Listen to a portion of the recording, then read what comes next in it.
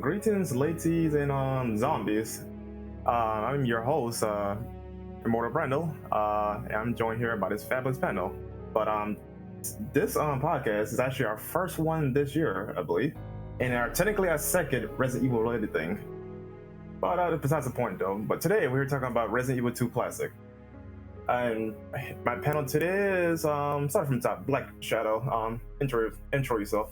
Yeah, Ion Shadow is back. We are here to talk and have a good discussion about what I think, once you're all said and done, is probably one of the most important games ever made in the horror franchise. I don't think that's hyperbole. I think that's probably a fair statement. Yeah. Matthew Rose, go ahead and intro yourself. Hey guys, I'm Manthy Rose. I hope you're having a wonderful start to your new year. And yeah, I am excited to talk about the classic Resident Evil 2. Alright. Operative. What's going on, people? This is Renegade Operative, and I cannot wait to talk about Leon and RPD smacking zombies and doing a lot of undercover stuff with Ada. No, I'm just kidding. It's good to be here, and I cannot wait to talk about it. Alright. And Silver Crystal, my man's. Intro yourself. Alrighty. Greetings, folks. Back again. Really looking forward to discussing Resident Evil 2, the original. One of my favorite games of all time, if not my most favorite game of all time. So really looking forward to it. Let's do it. Alright. And start things off. What memories do you have of Resident Evil 2? If you played before, do you recall how much of your first playthrough? I'll make mine simple. Actually, I don't have a lot of nostalgia for Resident Evil 2, really enough. My first playthrough was on my PSP because you could play PS1 games on it. And yeah, I got annihilated a few times though, but literally after I think 2 playthroughs though, I was able to dominate the game pretty well. So yeah, it's definitely still a fantastic game to play because I played it recently on the GameCube. It's really good. Yeah, I mean, I feel like I've set my stall out here pretty early here. I think, although I think I recall once having a quick try of Resident Evil 1 when my brother was playing it. I think Resident Evil 2 was actually the first Resident Evil I actually played properly. And this is going back sometimes probably 2000, probably about 1999, 2000, somewhere around then. This is the first RE I ever played, which is crazy when I think about where I am sitting here right now, and I've put a inordinate amount of time of my life into this series. I remember just being just fascinated with the game, kind of entranced by it. Whereas I found the first game really frightening and horrendous, though it might just because the game looked hideously bad because obviously it was very early in the Git cycle and there was polygon this and bizarre zombie movement that. 2 to me was a complete overhaul, and it just related to me significantly much more better. I thoroughly enjoyed the game, and here I am now 20 years later still talking about it. All right, Manthy. Let's see. One of the earliest memories that I have of Resident Evil 2 is, oh god, I can't even remember how old I was when it first came out, but I do remember watching my dad play through it, and I remember the scene during Leon's campaign with the gator in the sewer, and I don't know why, but that scene has always stuck out to me. And then years later, I would end up playing the game and experiencing the same experience that my dad played, which was, well, maybe not so much terror nowadays, but a lot of enjoyment playing this game. All right, Operative. I saw this game on a commercial, actually. I think it was when I was watching. Oh, man. Yeah, I was watching SmackDown or whatever because I mean back then I really didn't have a lot of TV, so when I moved it was a new experience for me. And then I saw it on television. I'm like, hold on, zombies, dark setting, RPD, cops getting eaten. I got to get this game right now. So what happened was, because I was like too young to play it, and obviously M-rated game, I couldn't get my hands on it, but I had to sneak my way and sort of play it because my brother had it. I managed to play RE2 for the first time, and I absolutely enjoyed it. I think that was like legitimately my first RE game, because I did not touch one. I only like saw bits and pieces. So because of that, that made me even more excited for RE2.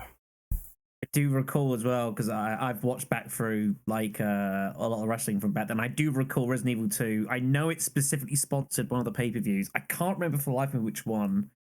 But I definitely do remember, yeah, they even now, like, it seems kind of weird when you see like games like sponsoring like these live things, like Final Fantasy 13, I recall had quite a few, which is like so weird to me, but yeah, they've been doing this for a long time.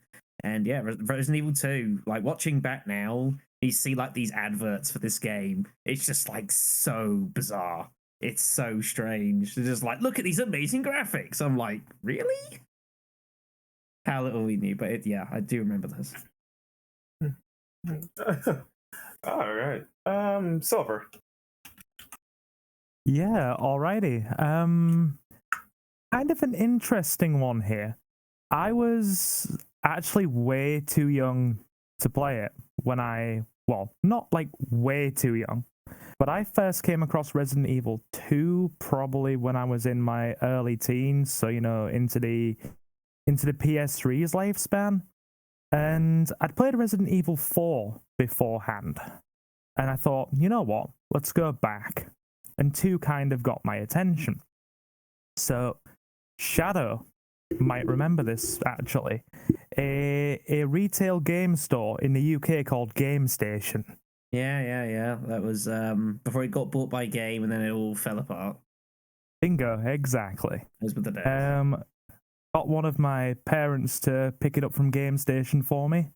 Tried it out and got as far as the early bits of the police station, and because I hadn't played many scary games before that, for some bizarre reason, the primitive more primitive graphics compared to 4 kind of made me feel really uneasy playing it, and it scared me, and I put it down like a few more years, then came back later on, and now it's like my favorite game of all time, and I speedrun it like it's a weird religious obsession. You're not the only one. Yeah, that's Resident Evil 2. I'm glad to know I'm not the only one as well. I'll make just a quick recall here. Like, do you remember like the Game Station, like their own like self-text stuff, like their memory cards and that sort of stuff? Yes, I bought a couple of the Christ almighty. Memory cards were dreadful. Yeah. Buy official, everyone, for the love of God. Yes, buy official. Agreed. All right. We have another guest that came up. Divik, intro yourself, please. Yeah, been a bit, but name's Divik, resident boomer / old school survival horror guy that likes to argue with all the kids about the new Resident Evils. Yeah, it's good to talk to y'all again. All right. What are your memories of Resident Evil 2? What was the first time you played it, or do you remember your first playthrough? Anything like that? Yeah, absolutely. So my grandparents picked up a copy of Resident Evil 2 for me. I'd seen a commercial for it at their house, I think. Sorry about that. What am I saying now? All right, no, hold on. Memories. Wait, hold on. We have someone talking before you just showed up. So, yeah. I'll get it. Sorry about that. No worries. So grandparents were keen on getting me the game, and I think I've said this before on here, is they're kind of responsible for me kind of taking a foray into just all things horror in general. And so they got it for me from the PlayStation, and I freaked out. I got to the police station, I think, and I couldn't play past that point for a couple years, and then finally decided to pick it up again one day. And by that point, I had played Resident Evil 3, and I'd played Dino Crisis, and so I figured I should go back and tackle 2. And it's gotten to the point where it's just kind of part of my regular repertoire. I play it at least a couple times a year, doubly so now with the Seamless HD edition. But just classic stuff from all the goofy lines and all that. It hooked me immediately, and it scared the crap out of me immediately. So it was pretty formative. All right. Dom, intro yourself. Hi. Once again, sorry for interrupting. Yeah, I came in here. Apparently somebody didn't make it, so I'm taking their place today. I'm Biodevil Dom, and I'm here to talk about some Biohazard 2, if you will. Ha ha ha. Okay. So number one is what are your memories with Resident Evil 2? Do you remember your first playthrough? No. This, that, and the third. Like, tell us about it. So I think I mentioned this in past podcasts, but like I didn't start with classic RE. I actually started with RE5. I had friends who were playing RE5 at the time, and I was really bad at it. I didn't know what I was doing. I was getting my ass handed to me left and right. So much so to the point where my friends were like, "No, don't even touch that fucking controller." But over time, I eventually got reintroduced to RE through like RE4, and I wanted to go and play some of the older games. So I played, I started playing through RE1, got through that game, and it was a bit of adjustment to get used to, especially with 2 and 3 as well. I didn't become good at these games like overnight. It took many years actually. So then I eventually played RE2 via PSN because you could get the digital copy there. And I really dug, RE1, dug RE2, and I also ended up really digging RE3, and I liked those games so much that I ended up buying each one of those games physically. So it's one of those things that despite not ever necessarily growing up with these games, the overall quality of these games kind of, at least to me, stood the test of time and were convincing enough for me to go out of my way to purchase these games. All right. I guess we go ahead and finally go on to number 2. So who's real number 2? I'll read it. Be my guess. During development, there was a version of Resident Evil 2 now known as Resident Evil 1.5. It was halfway into development before it was scrapped, and notable for differences like Claire Redfield instead of Elsa Walker. If you've seen 1.5 or played it, then how do you feel about it? Anyone could go first. I don't care. I'll go last. All right, fine. Be that way. Ren, you go ahead. No. Well, all right, fuck it. So 1.5 I have played on live stream, and I saw like you could play with Elsa Walker. That's the big difference. Like the original interconnected story did not have the Claire and Chris relationship. This was just like a new random college student, and I thought that was cool. And then the entire RPD is 100% like super different. Character motivations, I think there was one notable thing where Leon was like, everyone's already dead, why should we even bother, why should we care? Because in the original RE2 he was like, I'm trying to save every hostage and survivor and all that as possible. So it's a lot of dramatic changes that I saw. It's quite the shame that they didn't get the chance to actually finish it 100%, because from what I played with Magic Door, it was places where I was going to where it warped me back to certain areas or it was buggy, but it was once again quite a very interesting experience. I wish maybe Capcom would go back and make like a what if out of this game instead of what they did with ORC, which was complete trash, but it's just ideas out there. It was interesting, and I can see why they changed it too, because after playing the game it was just 100% RE1. 2 at least, the final build, they added in a lot of quality of life changes, which we will talk about later. I don't know. There's one thing I want to point out though. I really wish that they actually stuck with certain character elements, like involving with Kendall and Marvin. Is his name Marvin or Martin? I keep forgetting. Marvin. Marvin. It's Marvin. Yeah, the one where Marvin helps you. I saw that. Yeah, like even if like they still died at the end though, it'd been nice if they actually stuck around with you through an adventure or whatever. Like especially Kendall, considering that he's a gunsmith, I feel like he would be like a more important partner than Marvin. Did you like when Ada was like a scientist in this game now? Honestly, it would have made sense if she was a scientist over a spy, considering like the connection between her and John. No, because no, John's a scientist. No, he used her password. Her name is a password. Yada yada. Right. So it would actually make sense to have her as a scientist though. But I'm fine with her being what she is today though. But I'm be really intrigued that if she was still a scientist, right? Or hell, they could have done both, where she actually is a scientist, right? Oh, but she's a spy, behind the scenes. That would have been cool to have that as a plot point in the current RE2 classic. But that's just hearsay. You can go ahead, Dom. Yeah, so I've actually heard a lot about RE 1.5 through other like content creators, and then eventually I started like kind of digging around and learning about it. I've never actually played it, but a lot of the stuff that I had seen after watching Ren play it on stream, yeah, I kind of wish some of that stuff was still in RE2, like some of the enemy archetypes, like the man spider was just really fucking cool. Like, yeah, I know like a lot of us will talk about like enemies we don't like to deal with. And I'm sure that would have been one of those enemies that we wouldn't have wanted to like deal with per se. But at the same time, just to see it be there is really cool. And just to get that additional lore that we now have lost out on is kind of a shame. So I hope like in the future, maybe Capcom could look back at this build, because I'm not sure how many of you are aware of this, but like Hideki Kamiya, who was working on the original RE2, fucking hates RE 1.5. And I don't know if that's necessarily because of the fact that Shinji Mikami asked him to scrap the whole thing and start from scratch, or if he, if it's just a thing of he really does not like horror, which is probably also a likely candidate as far as like possibilities.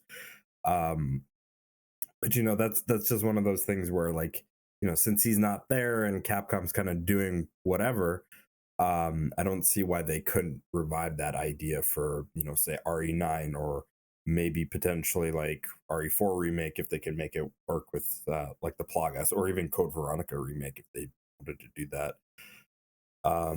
So that's just one of those things that I wish they would have kept. I think also the layout to some of the environments would have been cool to see as well. I know that like the sewers were drastically different. There was also like a warehouse we don't go to in the official RE2, that's in 1.5, which is also pretty cool. So I think that a lot of the stuff that they scrapped has potential to be in a good RE game. Hell, I would even say like character wise or even soundtrack wise, you also have a lot of potential that could be worked into another official RE game. I know a lot of people would like to see Elsa Walker become an official character someday. So yes, I'm definitely in that count. Like, I think it's kind of weird that they just completely cut her out. Like she could like at least be a character later down the line, or at least have some form of reference. Yeah. Silver, you can go right ahead. Yeah, I haven't played it because my computer's like a piece of old age technology powered by praise and druids. But I've seen a full playthrough of it. Somebody who's actually played it through and pieced it together on YouTube and done like the full playthrough of what is available. And I really enjoyed like a lot of the differences that were there. The RPD was an entirely modern police precinct. I mean, I suppose there's always that curiosity there for what could have been, that kind of thing. And I also like what was mentioned a moment ago. There was a few pretty big changes with characters like, Marvin and Kendo and that kind of thing. It was also interesting to see, most of all, out of all the characters, Irons was pretty much a good guy from the brief glimpses of things that we saw. And honestly, one thing that I would have really liked to see more than anything, a specific type of enemy that was in it that pretty much got entirely cut out of existence. There were full-sized zombie gorillas, or giant monkeys in 1.5. And apart from the abominations that were put into Resident Evil 0, we've not seen anything really monkey related apart from that. So I would have really like to have seen what was what could have potentially been done with them.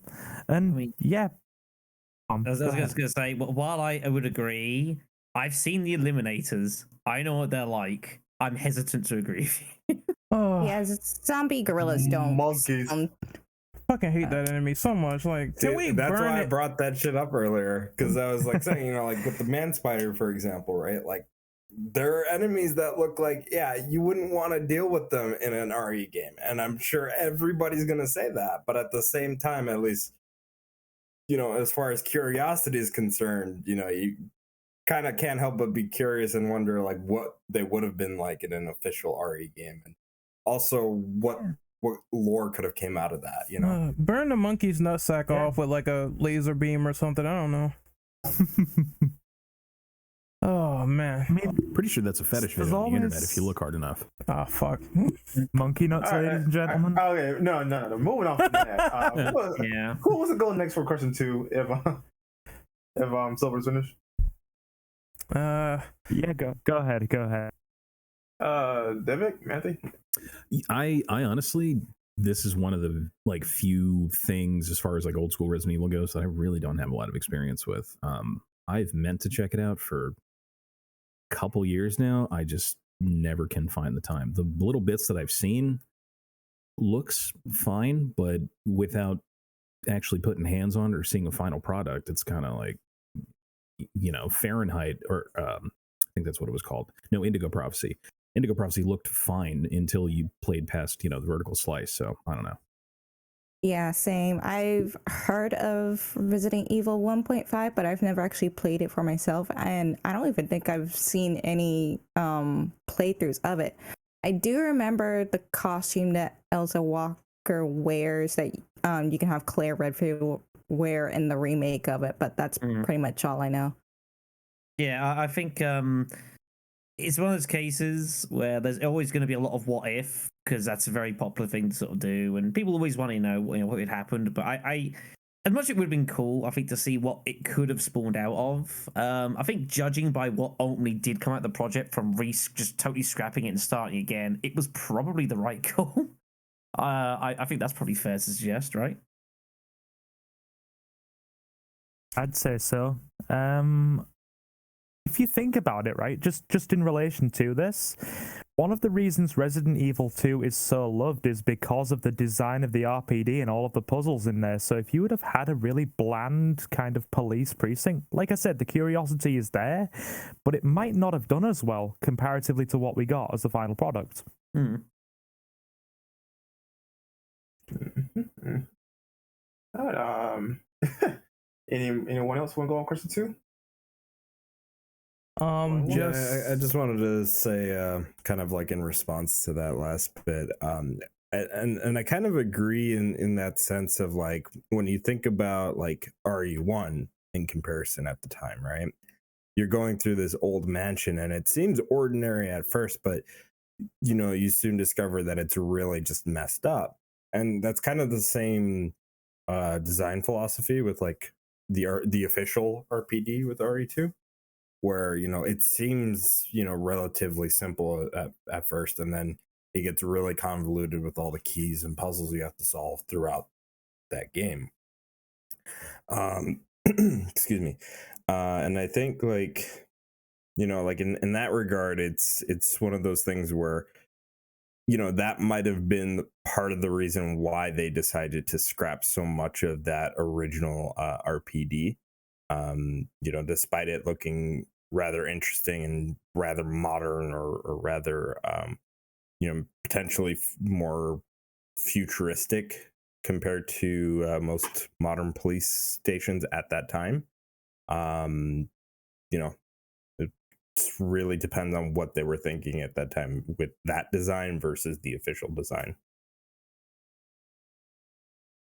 The only thing I think I had to say was it was cool they took the shooting range at least and they put that in Remake 2, because some people were expecting some elements from 1.5 to carry over, and they did with the Elsa Walker costume and the shooting range. I thought that was really nice for Capcom to at least remember that this range was in this game. Now we're gonna have it in the remake, which the area is annoying, but I respect it.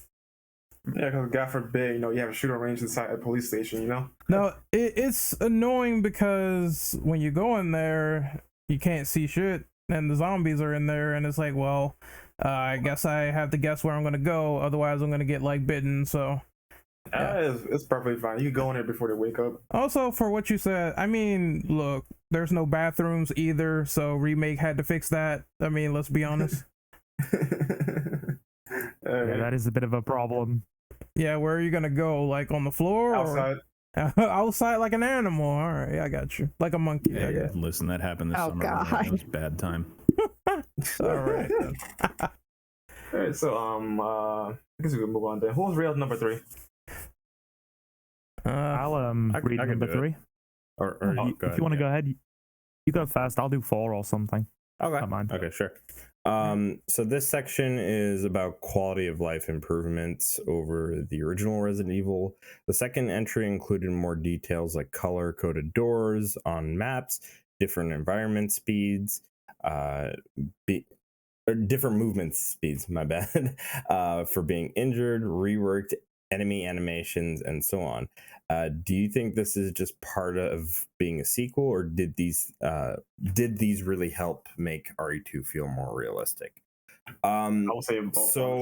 So I think the thing with RE2 as a sequel is that not a whole lot of that game really changed. It's kind of the old adage of, hey, if it's not broken, there's no real reason to fix it, right? And RE2 is a perfect example of that. Nothing was really broken with RE1. It just needed some fine tuning. Therefore, when we had RE2, not a whole lot of new stuff was really added. It was just some small quality of life changes that overall improved that experience. The only thing I would say is that it's kind of a regression is having the A and B scenarios. And I know that sounds kind of weird because a lot of people like those A and B scenarios. But I kind of liked having the option of just, picking and choosing what order I did things in the mansion and getting different outcomes and potentially dictating what type of ending I would get, as opposed to having a strictly, determined ending every single run, But overall, yeah, I would say like a lot of the quality of life changes that they added in, I think that was just more of a, it being a sequel type of deal. I don't necessarily think it was a more realistic type of deal per se. So Shadow, you want to elaborate on the animations? Yeah. I talked about it a little bit more before. To me, the problem I always had with the first game was, I know it's a Resident Evil game, but I think suspension of disbelief is a little tricky when all like the zombies, which is the main enemy, just kind of walk at you, usually with like their arms in front of them, like they're made out of iron, and just kind of like shamble. So that kind of bizarrely. I always appreciated this game. Everything just felt a lot. It was quality of life, definitely, but everything felt a lot more kind of cleaner. It felt like a lot more kind of almost believable. Zombies weren't just constantly just like reaching out for you the whole time. There's some that were just sort of shambling and just standing there and kind of doing their own thing. Obviously, it pales in comparison to say nowadays, where what you can see nowadays in games, they're doing all sorts of crazy stuff. To try and make them seem a lot more kind of like human and whatever. But that's kind of what I sort of meant when sort of wording this out. And I think that's generally, I think, the case probably for RE2. There's lots of little tweaks, little updates here and there, fleshing out the graphics more, having more than like 3 different zombie designs, which, people forget how few designs there was in the original game. People really forget that, you've got green coat dude, or you've got white coat dude, or you've got naked dude. And that's pretty much it. All that sort of stuff. So, I suppose they didn't change too much in regards to like the main concept of the game, but did they really need to? I don't think necessarily. As far as like the CNR and stuff like that, we'll talk about that later on. But yeah, I think definitely. it just helped make the game feel a lot more kind of complete and a lot less raw than the original one. Far more polished sort of title. Yeah, I just want to say really quick in response to that, and that's kind of why I mentioned that, it being so similar to RE1 in a lot of ways, makes sense in the technical sense of, well, nothing was necessarily really wrong with RE1. It just needed a little bit more polish. So that's RE1 was a RE2 very, feels. very kind of experimental title, and Yeah. I think that comes across even now when you play it. You look back at it, it's very, very kind of rough around the edges. It's kind of just there in all these various places, and you're fighting dudes, and the combat's kind of wonky, and the zombies have a habit of just like turning on the spot into a wall, and their pathing is hideous. And circling them is like as easy as anything, basically. So, the game needed a lot of fine tuning, but they didn't need to mess with the concept of the game too much, which they didn't really do until, I guess, the third title, where they started kind of focusing more on like gameplay changes or dodging and that sort of stuff. It's relatively the same, but once again, those little changes that they do help, because I get tired of going to my menu in RE1 to see if I'm hurt or not. My character can't show it, so if they do like a lunging attack, or if they do like a death animation while I'm dead. So I'm glad that the visual indicator is there, so you don't have to deal with that problem, and you know exactly what's happening if you're limping or if you're holding your side, etc. But relatively speaking, the game is mostly just an updated RE1, and they didn't mess with much, but what they added was so much more with the content and everything we're going to talk about later. It would probably be unfair to neglect the fact that it just being an update from RE1 does have some downside. It is still a tank control game. That's not for everyone. It still has a kind of clunky inventory system. That's not for everyone. The voice acting is not that amazing, let's be honest. In RE2. It's a step up from 1, but it's not good. Honestly, however, that is a low bar. Honestly, I have Very low bar. it's probably unpopular opinion though, but I think the RE2 voice acting is honestly really fine. That Marvin voice. As spotty on voice actors though, but generally speaking, the main cast, we got all their extra spot, really good. I feel Leon's fine. I think you got to remember too, like coming off of RE1 was like B movie cheesy, like if not worse than that, right? And like people love it, right? But when you really compare that to RE2, like RE2 is like, okay, people loved RE1, so now we're gonna actually try to be serious about making a sequel for this game and try to make a more serious story in both tone and voice acting and whatnot. And they didn't really, as mentioned before, they didn't really have to do a whole lot to change the formula. They just really had to focus on that story. Whereas RE3, by that point, they knew, okay, well, we have to improve the formula to some degree. Otherwise, it's going to feel way too similar to the last two games. Yeah, I think it would be. I'm not heavily criticizing the voice acting. Like Paul Haddad with Leon, I think did a perfectly fine job, and I'm pretty sure I wouldn't have liked Claire Redfield anywhere near as much as I did if Alison Court hadn't voiced her openly, probably. So, but like in the grand scheme of things, it's still not like, it wasn't stellar. It wasn't like outstanding voice acting with some other games that were around it, but it was still perfectly serviceable.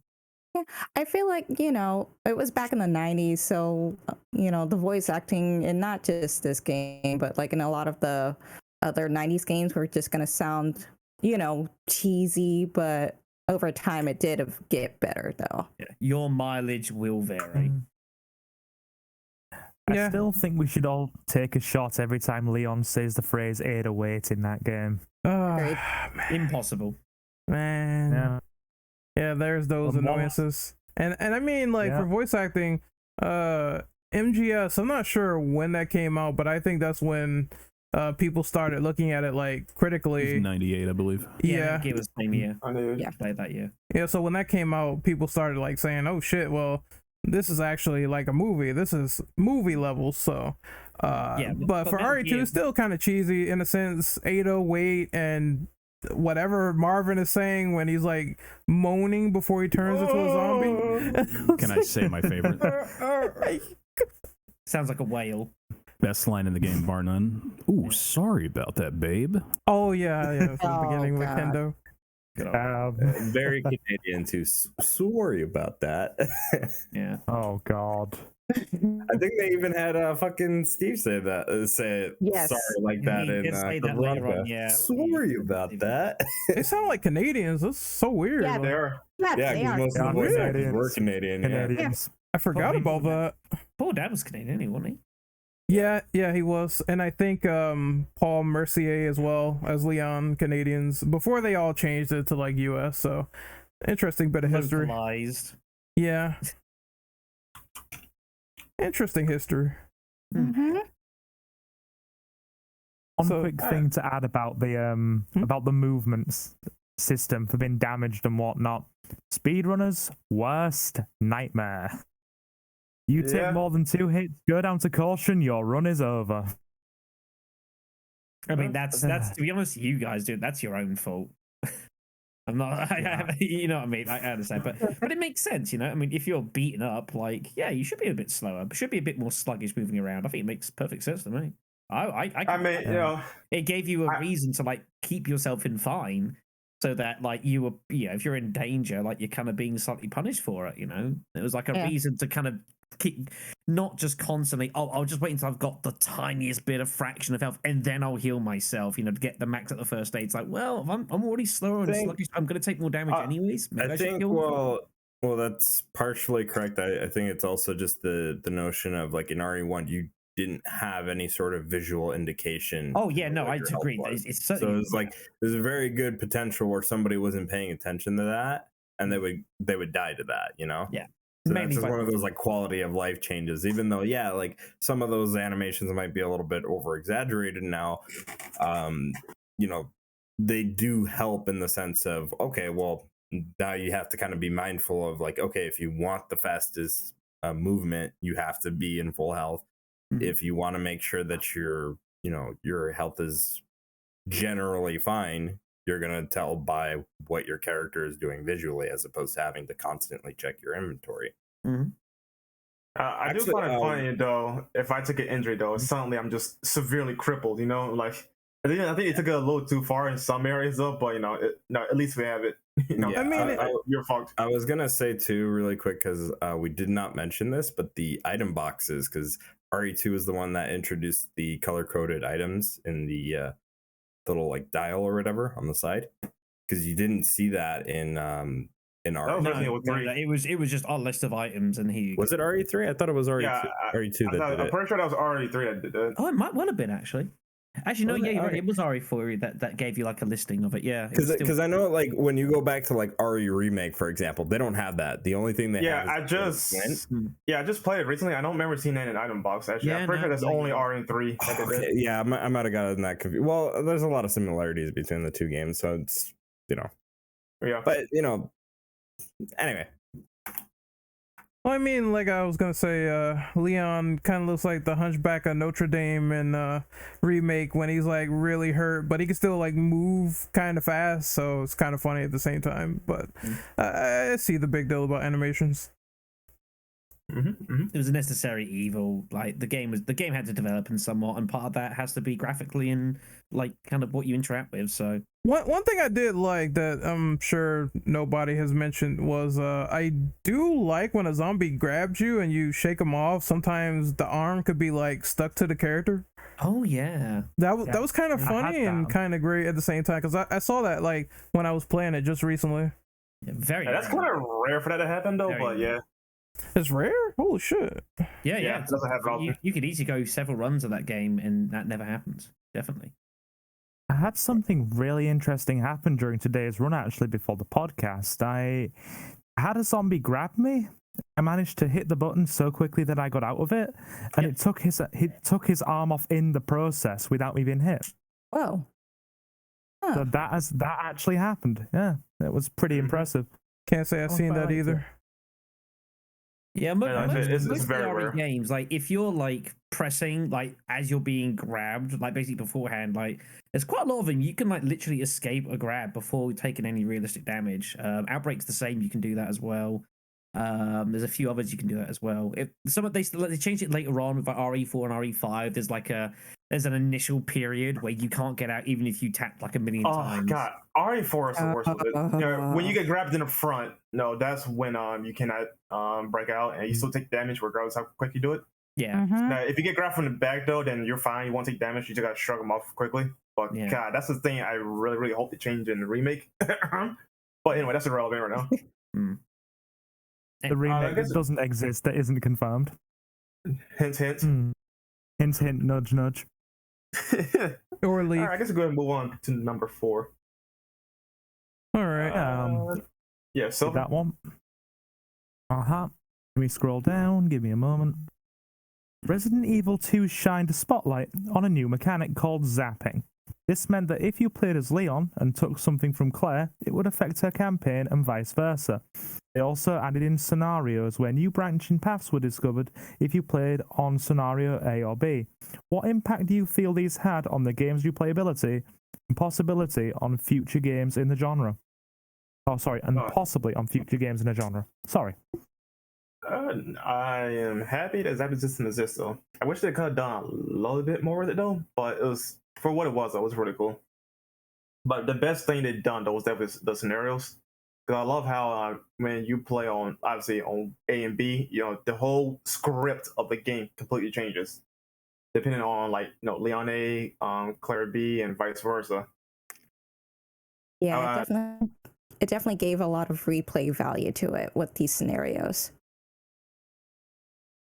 Because you've Also- essentially got 4 different ones. Yeah. Yeah, it's kind of like, because I know it was mentioned before, like it depends a little bit what you kind of want for, because some people will prefer having like just one start point which branches out, and some other people would rather have like 4 different start points, all with their own ending sort of thing. Which makes sense. It depends what you like a bit, but I mean, realistically, then the Resident Evil 3 would be your game because it pretty much does exactly that. more or less. You start with one path and then you branch out depending on your decisions. Yeah, but I think you got to taking this context for like what things were like in 1998. I think like having like 2 different campaigns with 2 different scenarios that like interlink with each other, I think was like pretty awesome for like the time span when you think about it. When generally it's just like you have a start point and end point, you can do shit in the middle, and that's about it. Like you felt like you were getting 4 separate games in one. That's how it always kind of approached to me a bit. Maybe it's because I just kind of believe in the hype a little bit, but I always thought it was very, very awesome. That you'd play someone else's A campaign and then you do the B, and then you kind of see what was going on the side and how it interacts and how things change, and how some characters' A scenario is very different to their B scenario and such like, and the B scenarios were also quite different to each other as well. I really enjoyed it. I think it's definitely, to me, one of the highlights of the game.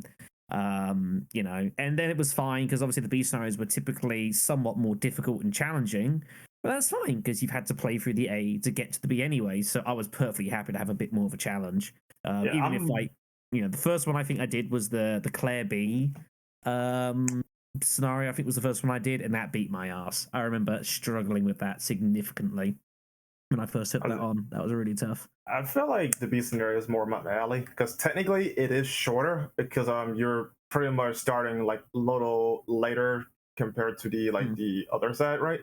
But not only that though, I prefer like getting certain things done quicker or engaging in more enemies or whatever. I don't know, I just feel like B was definitely the sweet spot for me to play RE2. Yeah, I think the B today. scenarios as well. Like the A scenarios were very kind of like one direction in like how you proceeded through the level. You did things in a set way.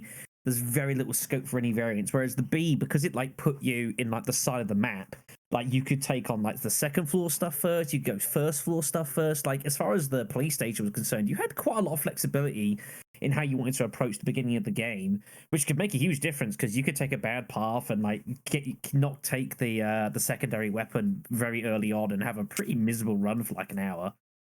By not going down, sort of thing. So, and that's what I liked. You had a bit of say over how your playthrough went, whereas the first one was kind of like I don't know what the word is I'm looking for here, but it was very kind of fixed in what you did. You know, you'd enter into the police station, you'd speak with Marvin, you'd go around the side of the west hall, you'd come back, then you go up around to the second floor, then go across to the jewels, and there was very little opportunity to break away from that pathing, sadly. It also I think- feels like. Sorry, no, go ahead. No, it's fine. You go ahead.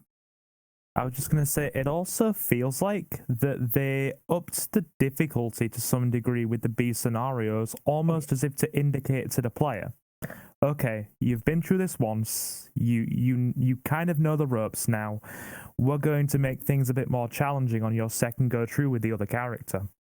Just an It observation. doesn't help that they add in the Tyrant as well, considering that, granted, though, the Tyrant is like super scripted though, but he's still an obstacle in your way. Yeah. So like that's them, showing that like they ain't playing around with on the B side. Yeah, if you experience, it's not too bad, but like if for a first time, like he can be pretty brutal. Yeah, I was gonna say, as far as like A and B scenarios, I am definitely like one of those people that are more on the latter side of that, where I prefer RE3 in the way that game handles its story over having like A and B scenarios. But at the same time, though, I do really dig the zapping mechanic. I think that in theory, right, you could get it to work in sort of like a hybrid sort of scenario where, yeah, you could pick and choose how you want the scenarios to go out based on how you tackle that story and how you tackle certain or what things you do in certain orders and whatnot. But at the same time, still have that zapping mechanic where if you play as a different character, whatever they did, they might have, lost out on a weapon or a side pack or something like that, right? And I think like in some ways, like maybe even RE1 was potentially gonna try to do that, but they decided against it.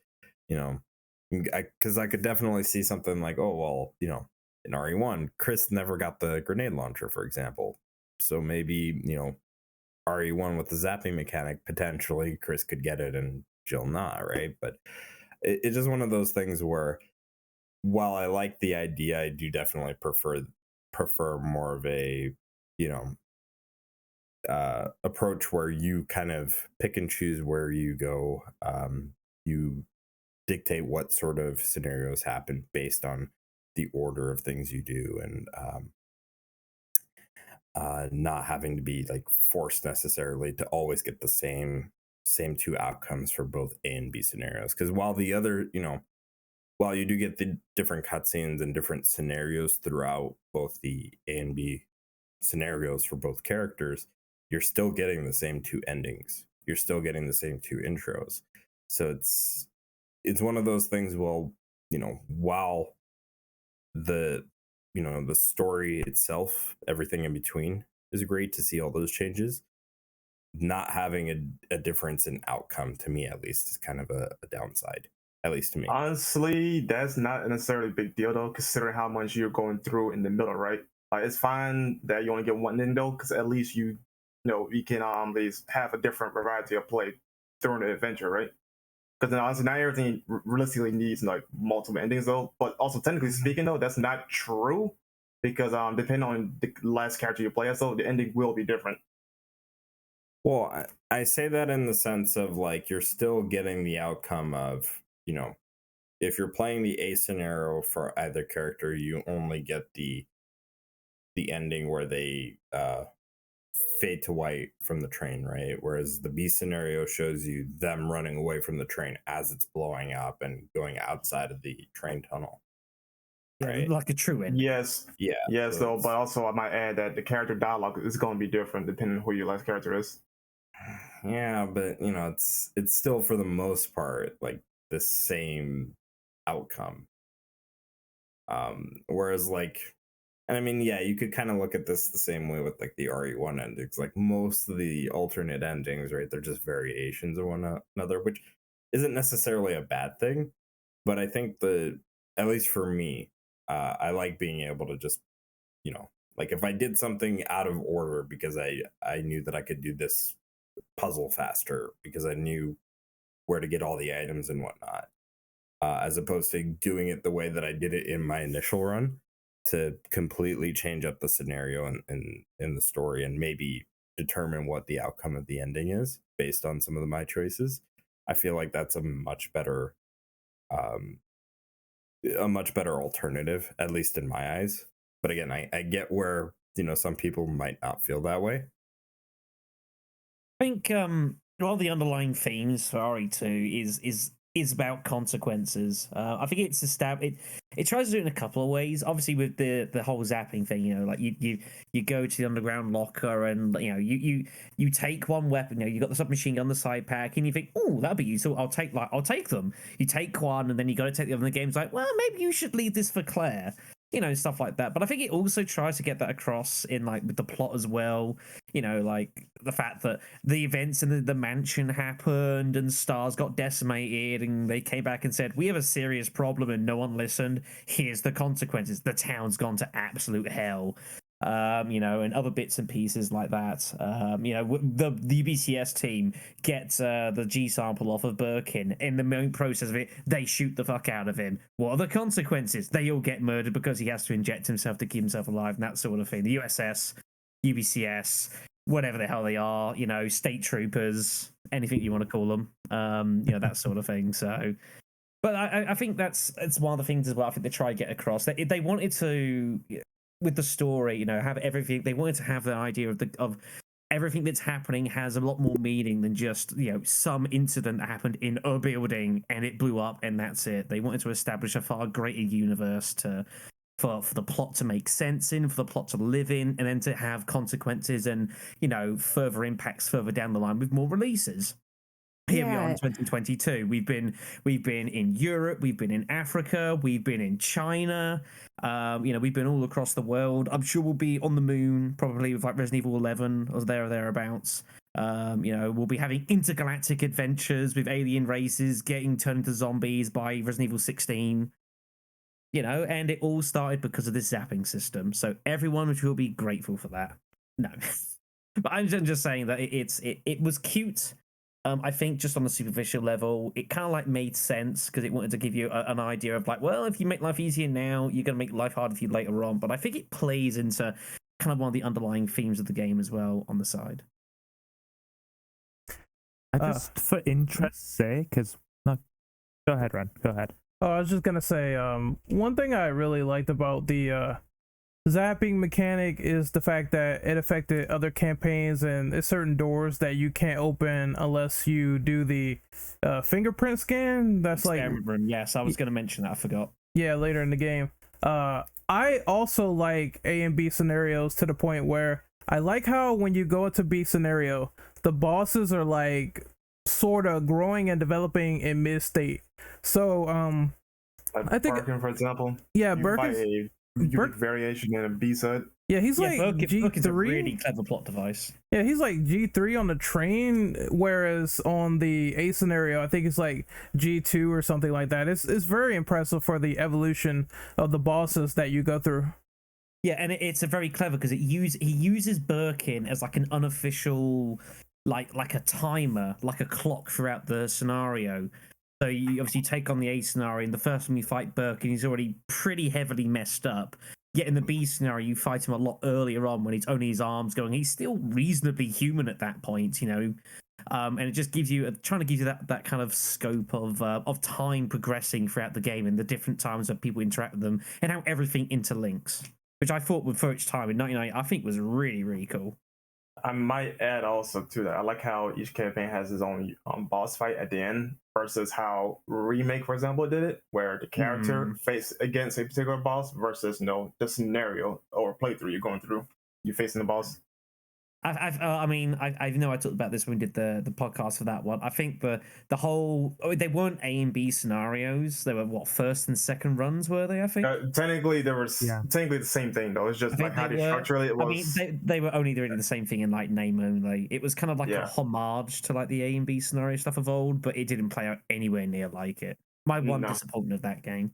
But hey, wait, that's a question. I'll probably get into it later.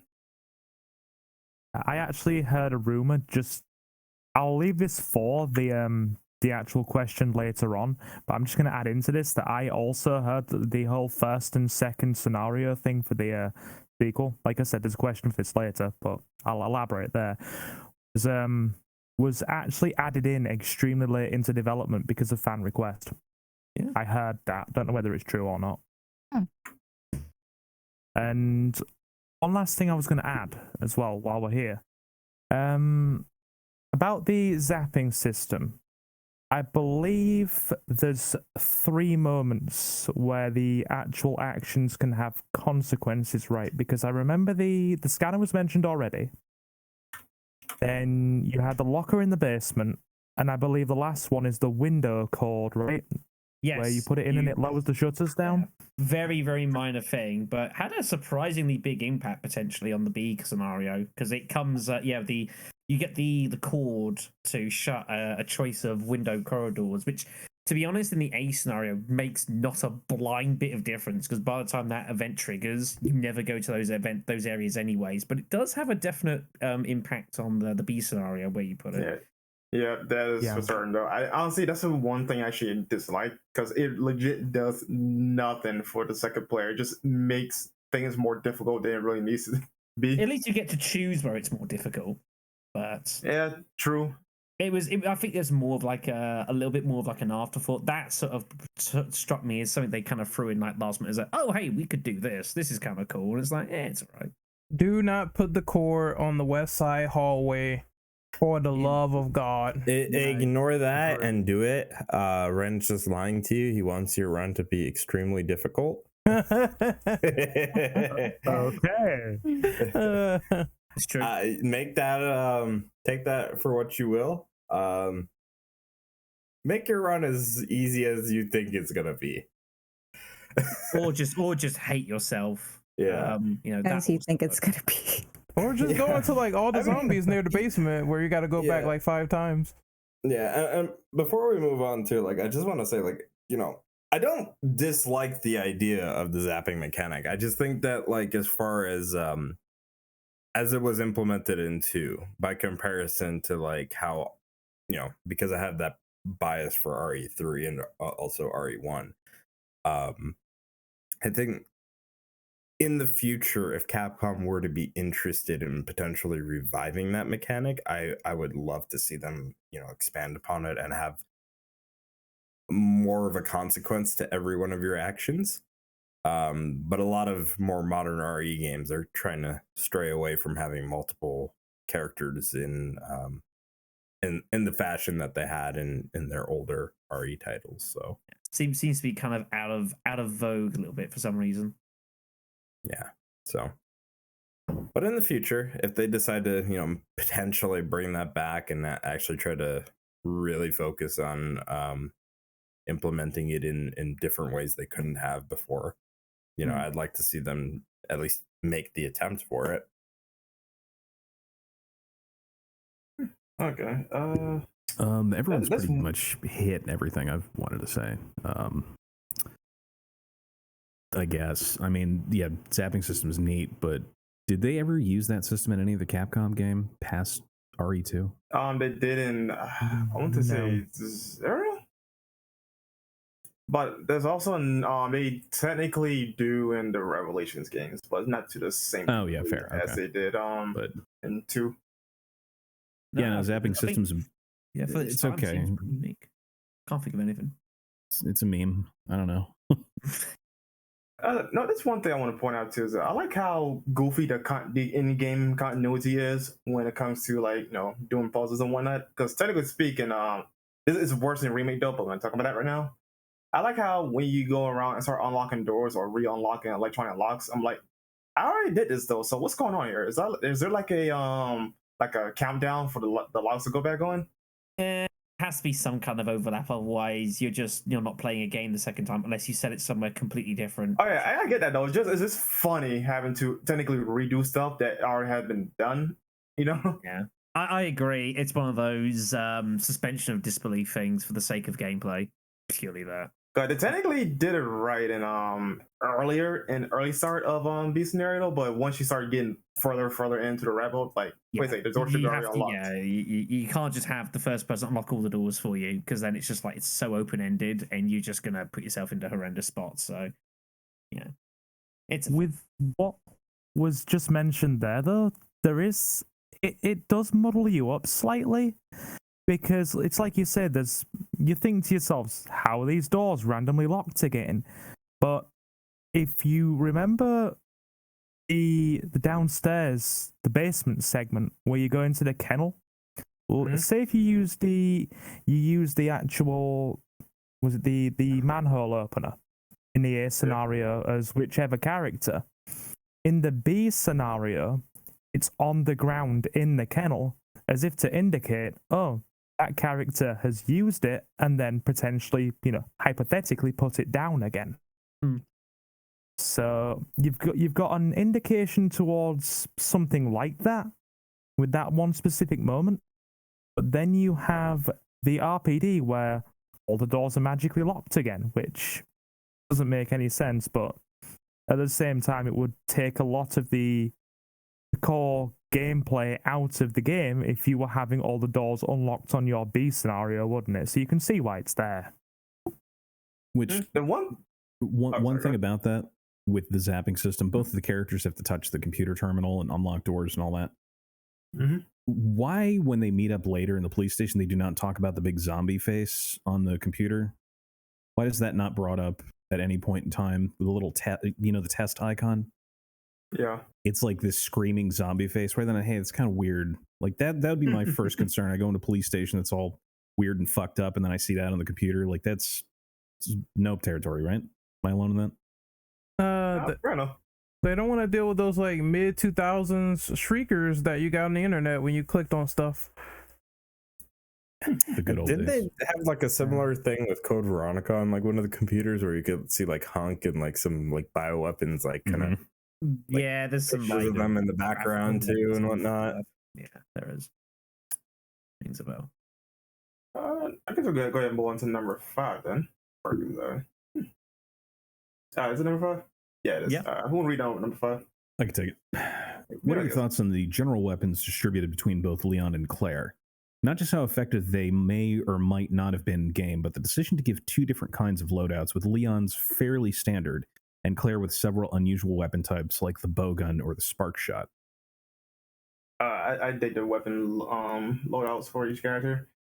Now there's a clear difference between the two as well. Leon is definitely the boss killer, but to be quite honest though, Claire is the standard enemy killer, especially with the grenade and acid rounds, because those things one shot practically everything that she comes across. Because Leon does slightly have to struggle against multiple ads at once if you don't have shotgun, of course, right? And you aim is garbage, which that's on you. But with Claire, just load up the explosive rounds and go ham. Yeah, I feel like there's. No, go ahead. You first. I was gonna say. I think it in terms of gameplay, like it has impact. I think it has more of an impact on just trying to add like further distinctiveness to the 2 different characters and like their 2 different campaigns. If you were playing as either Leon or Claire, right, you have like different kind of campaigns going on. But if you're just using the same handguns and same shotguns and magnums and stuff, like it feels kind of a bit samey. So I think by having the 2 of them use completely different arsenals, and say Claire's, which has some very unorthodox weaponry, I think to me like it just helped like make the 2 stand apart from each other, and that they're having to like literally scrounge whatever they can find, and if you're in a zombie apocalypse, scrounging whatever you could find, and there was a couple of you, like you're not going to just find the same weapons all the time. You're going to find all sorts of weird things. You're learn to use. So it's a little thing, but I always appreciate that. Yeah, it gave you more of a fresher experience when you're going in for your next scenario. But I will definitely say, like, to me, I think Claire's definitely struck me as a lot trickier to use, but that's just because of the way the weapons are. But Leon just is a point gun, pull trigger, Whereas like Claire, you've got to be careful with the grenade launcher. There's different types. The bow gun, you've got to be fairly close. Claire is a lot more technical. Yeah, the spark shot I actually thought was really cool, although you didn't really ever get to use it very much. But I really enjoyed using that. Honestly, I only use it against the zombies because that's probably the best thing to kill them with. I don't know, Yeah, like taking on like doing Claire A with spark shot, taking on Birkin on the train battle, like it's pretty good against him. Yeah, okay, it is good against Birkin though. That is true though. But like ignoring like the bosses though, against like normal ass though, it's best to probably use it against zombies because it's at least you can save up on ammo. The important ammo at least on like even stronger enemy types like the lickers. If God forbid you're running out of ammo at some point during this game, which right. Yeah, you get way too much. Like there are people saying, "Oh, you don't get a lot of ammo in RE2 and it's survival horror." I had like loads of Magnum ammo, dude. No, hold on. What's my picture at? What's my picture I was actually. No, sorry. Go ahead. Oh, no. That's fine. Go ahead.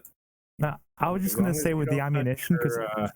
As long as you don't touch your magnums, your grenade launchers, you end up with a lot of ammo. And then not only that, but like I was gonna bring up the fucking gun parts for Leon because if you use up all the ammo in the gun and then combine the parts, you get an extra magazine. You do get free or you get extra ammo depending on the gun. But point being is you get free ammo, so it's like so much fucking ammo in this game.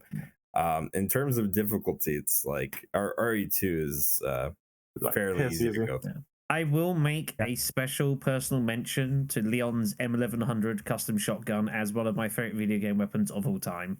Yeah. Oh, that thing wrecks zombies. It's so good. Laps. Gigantic shotgun that is so huge it makes him go backwards when he fires it.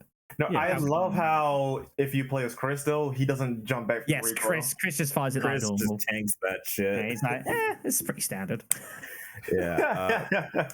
But yeah, kind of going back to those weapon parts, I really dug that. I thought that was very, I thought that was very cool because not many games, at least at that time, and especially like RE1 didn't do that where you got like different gun parts and combine them to like have some sort of improvements, right? So I really thought that was a interesting way to introduce weapon upgrades to guns that you already had in the game. Just for the sake of the whole ammo argument, may I have a short couple of minute rant here? Oh boy. Okay, right. I have had multiple people that I know say that they have ran short of ammunition on Resident Evil 2, and I mentioned this on Twitter earlier before the podcast. I want to put this to bed for all of eternity. Now, I've got the video up on my Twitter from where I actually went through my inventory at the end of the last playthrough before the stream. I finished with, give me 2 seconds to rewind the video. Right. I finished with going into obviously the Birkin fight, a half full flamethrower, a fully upgraded shotgun with 47 rounds, a fully upgraded magnum with 38 rounds, 6 full heals, and also a load of leftover herbs and about 100 handgun rounds. And also keep in mind, I'd left about 2 batches of shotgun shells behind, not even gone into the armory, and probably neglected about 150 handgun rounds as well. How do you run out of ammunition? How? Like, legit, I killed everything in RPD. Like I literally ran out of ammo on purpose. And by the time I got to the end of the RPD and started like going to the next areas, I stacked up a bunch of ammo again, just like that. Exactly. Yeah, this game's easy compared to like RE3 or even a lot of other games. Even RE1. Even RE1. Easy, dude. Yeah, it was definitely made easier. I will say when my first ever run of the B scenario, I did like virtually run out of ammo at one point, like about halfway through. So I can see like how it is possible, but regardless, like it's It's not a particularly difficult game. I have a quick side question. This is not going to take long, but it's relative to this. So considering we talked about like running out of ammo and that in this game you get like loads of it, is there like a section in this game where people kind of struggle with personally? Now, honestly, during my D-Rust run, the only spot that I technically struggled with was getting grabbed by the plants because they do a lot of damage, and I keep forgetting how to dodge them because they have a pretty sizable grab range. So like if if you're not careful though, you can actually die just from the plant, guys. No, just by being careless. Yeah. I think also the initial Birkin fight in the B scenario can also catch you out if you're not paying much attention. You just think, this is pretty easy. Like he can very easily. Yeah, he hurts though. Like if you're not paying attention, like he's very dangerous. He's very unassuming boss, but it's definitely very dangerous. For me, I've always kind of judged RE2 as like, what is my make or break run? And that's like as soon as you go through the sewers and face Birkin or the G embryo for the first time. That to me is the make or break point because I consider that the halfway point of RE2. If you cannot get past that point, you've basically fucked your run. Somehow. Especially if you're doing no saves or very limited saves, you've basically fucked your run. So it's the only time I can say it was kind of scary to fight. I recently tried doing a no damage run for RE2, and like fighting that fight was pretty uncomfortable because you have to actually fight the little things that come out. You gotta deal with them. You can't just let them run around. It's kind of too dangerous. So. But other than that, nothing too. Not completely, actually. If you're quick enough, and also know how to shrug off the enemies, the little G embryo babies, you can just literally kill the boss and leave the area. You can do definitely, but I was trying to be a little bit more careful about it. So maybe I should have just absolutely blitzed it and run. But we made it regardless. I think I'm going to be the outlier on this one, but most worrying part of any Resident Evil 2 run is getting Sherry into the vents. And making sure that as soon as you get into that vent, you start running, because if you can get stun locked by the roaches in there, and just killed instantly. That's true. It's the stupidest spot in the game, and that one single spot has ended a shitload of runs for me. Yeah, that can be a bit ugly.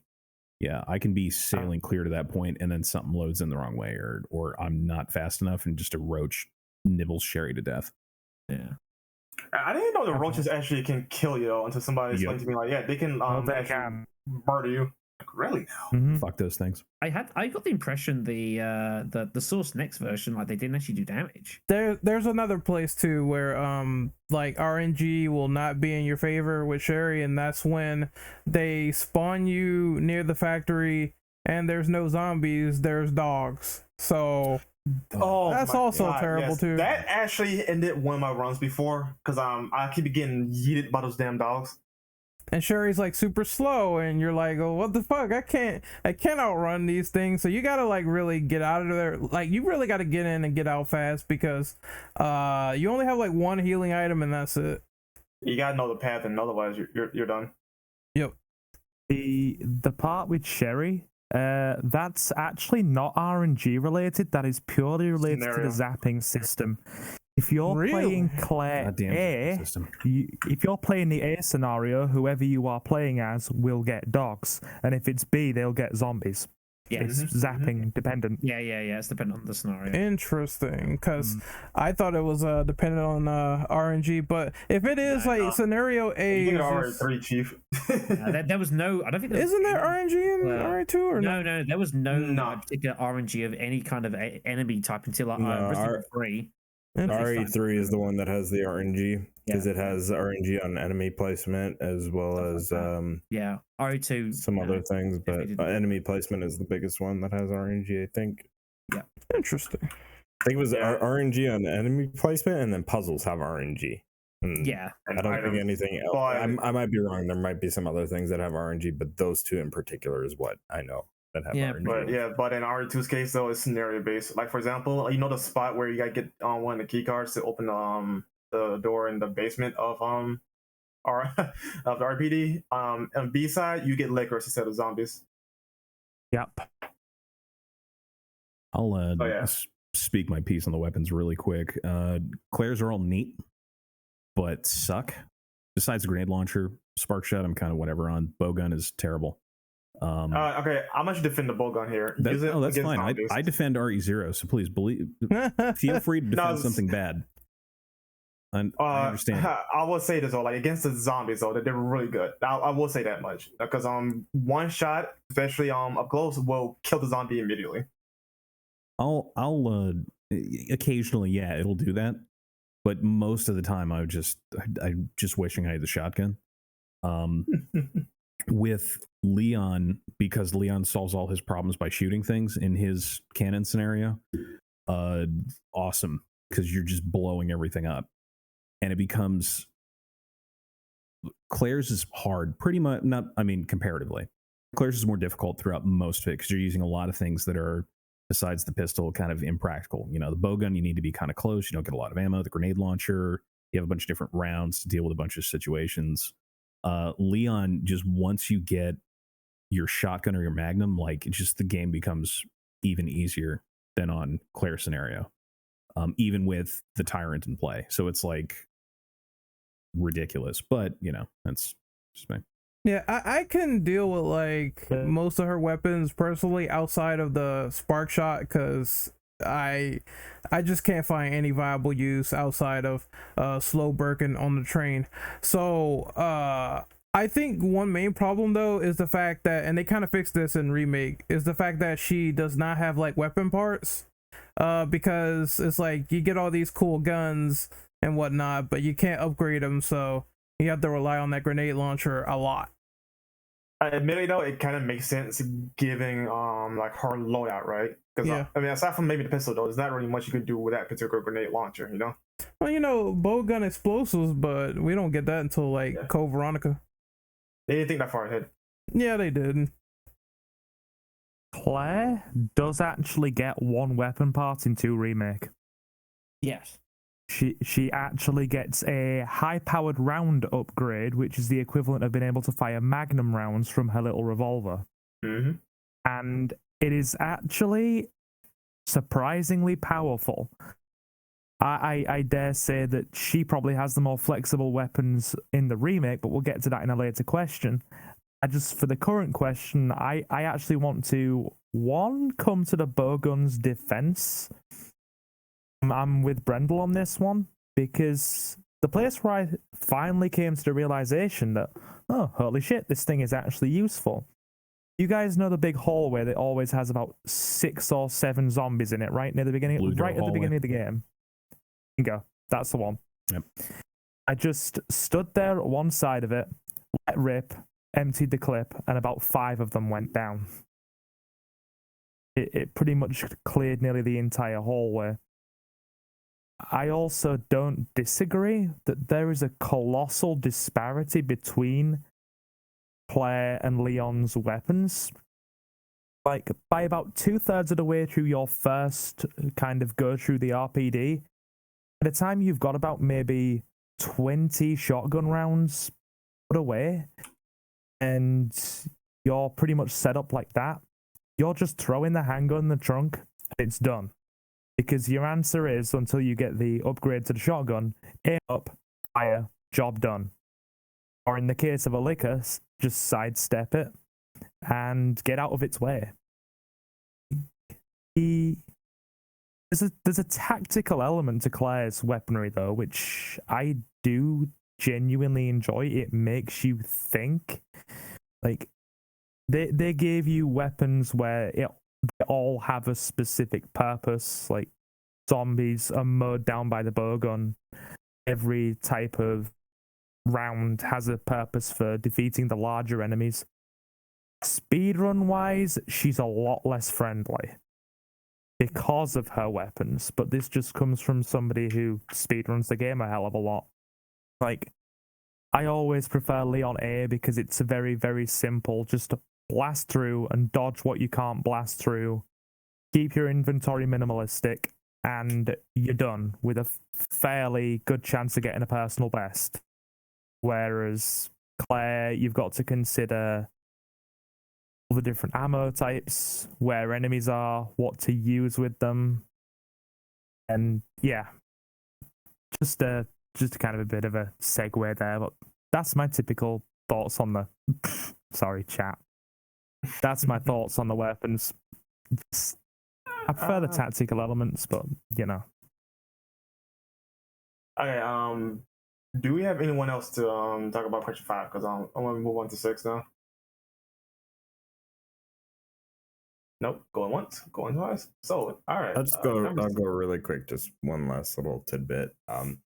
You know, I actually do really dig the fact that they kind of addressed a bit of an issue with RE1 going into RE2 in terms of having unique weapons, because you know, Chris and Jill for the most part have very similar weapon loadouts, with one major difference being one of them gets a grenade launcher and the other gets access to a flamethrower, but that's about it, right?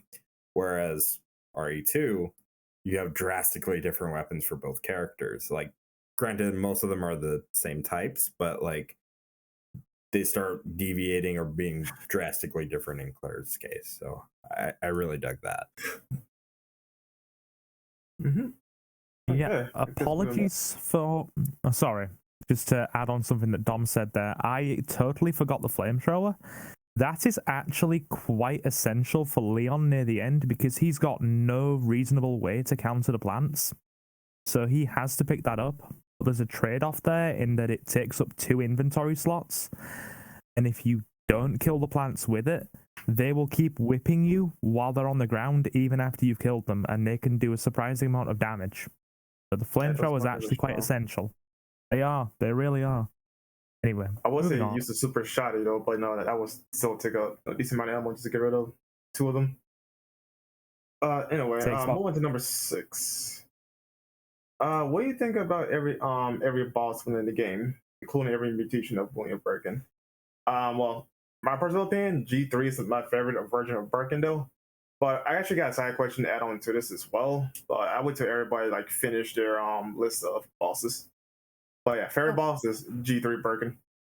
So I love how, like, as you encounter Birkin, like how grotesque his evolution becomes. Like, in his first form, he's still he's still fairly human, but he's got that big G virus eyeball on his right shoulder, and he's carrying the metal bar, and as you go along he becomes less and less human. Like, I think in the second and third forms, because I'm looking at the concept art right now, you can still see traces of his face, but by the time you get to the fourth and final forms, you don't see any type of humanity within this creature. Yeah, like his face just fuses like on his the left side of his rib cage by the time you see G3, and then doggo form is just completely gone. It's fucking amazing how they nailed him shifting from human to monster aspect this early, I might add, inside like a PS1 game. Don't get bit by a dog, Birkin, because the fucking health drain is immense. I hate that crap so much. He sucks your joy. Oh yeah, essentially it does. And I guess the super tyrant was also cool. Like, not a lot of people really, talk about him other than appearance, but he can really mess you up if you're not too careful. So it's kind of like the music sets in, and it's kind of like spooky and dark, and you're trying to fight for your life while this thing is on fire. So I thought that was cool. Just overall, I think the bosses are okay. They give you a decent amount of challenge. They give you like push and pull as you play this game. But for the most part, some of them are really slow. Like, I'm not sure how people die to G2, because he just walks so slow in the train, and if you're playing with Leon, you can just blast him with the shotgun, no problem. To be fair here though, the bosses hit really hard, so it's like a trade-off. So if you get touched though, you better hope that they don't continue to wumble combo you, because a Birkin G1 with the pipe, he hurts. He can actually stun you pretty hard if he gives like an overhead hit on you. So you gotta be really careful with Birkin with the pipe. So I can at least say that much though, like they hurt for the lack of speed. Yeah, it's just G1 he has that overhead. I think Mr. X also has that too, where like if you are knocked to the ground, He does like a stomp, and that'll kill you like instantly. Nice. He's pretty much got a. He raises both of his hands and pretty much does like a two-handed hammer swing down on your skull. Yep. And that's it. That's pretty much it. If you're on anything below about 60, I believe it's about 65% health, you're going to be pretty much dead. It does a colossal amount of damage. It's insane. It will put you in danger. So in other words, one slap room will kill you. Yeah, pretty much. Pretty much. I feel like I'm going to be the exception here in that my two favorite bosses are going to be pretty tame ones compared to what's been mentioned. I actually like Birkin's phase 1 where he's still, visibly wearing his lab coat and is just starting to mutate. You get in the B scenario. And I also like... Yeah, agreed. And I also like Mr. X in his big green trench coat. I will also admit that I have a personal bias because the T102 model Tyrant is my favorite Resident Evil boss. So just seeing him around is always fun for me. Also, extra fun when they brought him back into Remake, but we'll get to that in a later question. Does anybody else like the kind of more tame terrestrial boss, or pedestrian? What the hell am I saying terrestrial for? Sorry, guys, it's nearly 1 a.m. Thinking of aliens somewhere. Yeah. We really should do a podcast on Alien. Oh, yeah. I'd be down for that. That is a franchise we are sleeping on right now. Yes, absolutely. I think the bosses are, to me, they're a bit more of like experiences and kind of cinematic fights, really, as much as like actual in-game boss fights. They're generally pretty easy to deal with. I think they're more there for like... They stick out when you first play the game. They're like, holy Christ, sort of thing. They're very, very noticeable and very memorable. But as far as like actual, as a boss fight, I don't think they're anything particularly special. It's much more like how it plays into the story of what's going on and the carnage that's going on around you, really. That's what sticks most out to me for the boss fights. Also, Tyrant in RE2 doesn't have a hat, so I can't like him anymore. Okay. It's just not the same now, is it? It's just not the same. So what I was gonna say was that I actually, as far as like the bosses are concerned, I think RE2's, doesn't really have a whole lot of bosses like RE1, but the difference being is that you have to face more bosses, or you have to face them more frequently by comparison. So I think that's part of the reason why they thought, well, maybe we should start dropping a lot of ammo for those new players jumping into RE2 without ever having played RE1. Despite them re-releasing RE1 like 2 times after the fact. But anyway, I think like as far as that's concerned, like that's not too bad. I really prefer the way that like the Tyrant works in the original RE2 versus how it works in the remake. I like having I like the idea of having to face this like menacing big grunt of a bioweapon essentially, right? And risking potential death, loss of a lot of health items, loss of potentially a lot of ammunition, but also being rewarded for going out of your way to fight him up. For the longest time, actually, I did not know that killing the Mr. X would result in you getting like extra specialized ammo. I only found that out like maybe like 6 years ago or so. So like maybe a little bit less than that, but like still, I just always thought that was cool, and that was way more worth it than having how it is alternatively in the remake where you can't kill him at all. You can only stun him for a few seconds. The bosses in OG2, they're cool looking, but they all just kind of suck. It as much praise as I give those games and as much as I stand by them, I'll always submit to the notion that the bosses are like run up to them and basically shoot them with your most powerful gun as many times as possible to get them down as quick as possible.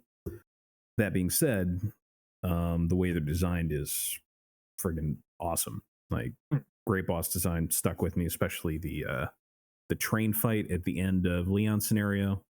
All that stuff really good, but yeah, it's just like boss design for Capcom games at that point was run up and shoot like faster and faster. So I don't know. They're spectacles. That's what they basically. are. Yeah. It's like a movie way to come put to it. life. It's and to be honest, I think it's probably best that way. 1998, you're not going to be able to have these awfully complicated boss fights. Like, it just didn't exist. The technology wasn't there. You can't have like these, full live, like multiple part boss fights. Like, you'd shoot the legs to kind of wound it, sort of thing. You didn't really have that then. So it was more about like leaving an impression and just looking the part. And I think for that, on that scope, it was an absolute complete success. How do you think the developers feel knowing that some people have gone through some of these games, especially like RE2, running around with just the knife only, beating bosses that they were intending to be kind of like pace breakers for the game? I mean, I imagine it'd be okay with it. It's been 20 years. Like, it's probably not the biggest surprise to them. They might be a little bit disappointed, maybe, but but I mean, like, maybe like a couple of years back, like say 10 years earlier, right? Or maybe even 20 years earlier when, YouTube just started becoming a thing, right? Yeah. How do you think that might have been? I imagine they would be shocked if someone's willing enough or stupid enough to use a knife only, right? To a point where now they force you to do knife only. What dumb person would think they'd go through almost every single Resident Evil game with a knife? I mean, what kind of moron have you got to be to think that's a good idea? Right. I'm thinking more so in the sense of like, before they started kind of acknowledging the fact that part of the community like loves going around using a knife only or doing melee run only. I'm just kind of curious how you all think they might have, reacted to that. I think they probably admire it. I think they probably admire it, and they to see to what extent like you can kind of do things that they hadn't planned or intended for. And when you do these to be fair, when you do these kind of runs, like having done Resident Evil, I did like Resident Evil 5 base handgun only, no upgrades sort of thing. Only a couple of months ago, like, it throws up these weird situations that you never encounter in the main game because you're not just supposed to be doing this, and it makes these weird spots where like something that you'd think is pretty nice and casual and easy to deal with is suddenly like a real arduous task. And you're having to find kind of creative solutions to get around things. RE4 especially had a few of those, I seem to remember. Just these most mundane encounters when you just walk in with like an upgraded blacktail or something and just blast away, and suddenly it's like a miniature boss fight because you're just getting swarmed and trying to find your ways around that. So I think there's probably a degree of fascination in like seeing their games being played in ways that definitely not designed, but just makes these situations come up that you'd never experience otherwise. Well, like I said just now, like, I'm pretty sure they're shocked at the time, but it's like, cool. Someone did it. They did it.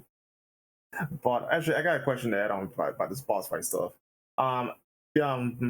Before we start this cast, though, I did a little homework on certain things, and I came across this YouTuber. I'm not gonna say his name because I don't want to make it seem like it's attacking him or anything. Like you're shelling. Yeah, I do it all the time. No, I'm not shilling. No, I ain't doing that shit. No, go ahead, chill away, man. You're good. All right, we'll catch Renegade Operative at Renegade on Twitter. I'm just kidding. Shut But the YouTuber question said like the boss fight in Resident Evil 2 in particular, he doesn't like them. He said it sucked, right? And also the same thing for the remake, right? But that's irrelevant. He said like if the game to have boss fights though, it would have been fine or better off. Would you guys agree with that sentiment? Because personally, I don't. Needed here. I need to ask some context. Is this the first time this guy played this game? No, he's and let's say an avid Resident Evil 2 fan. Picture you like that. I mean, it depends what you're looking for. I mean, like, if you're looking for sort of challenging and kind of like creative boss fights, RE2 is not really the place for that. It's not what they were made and designed for.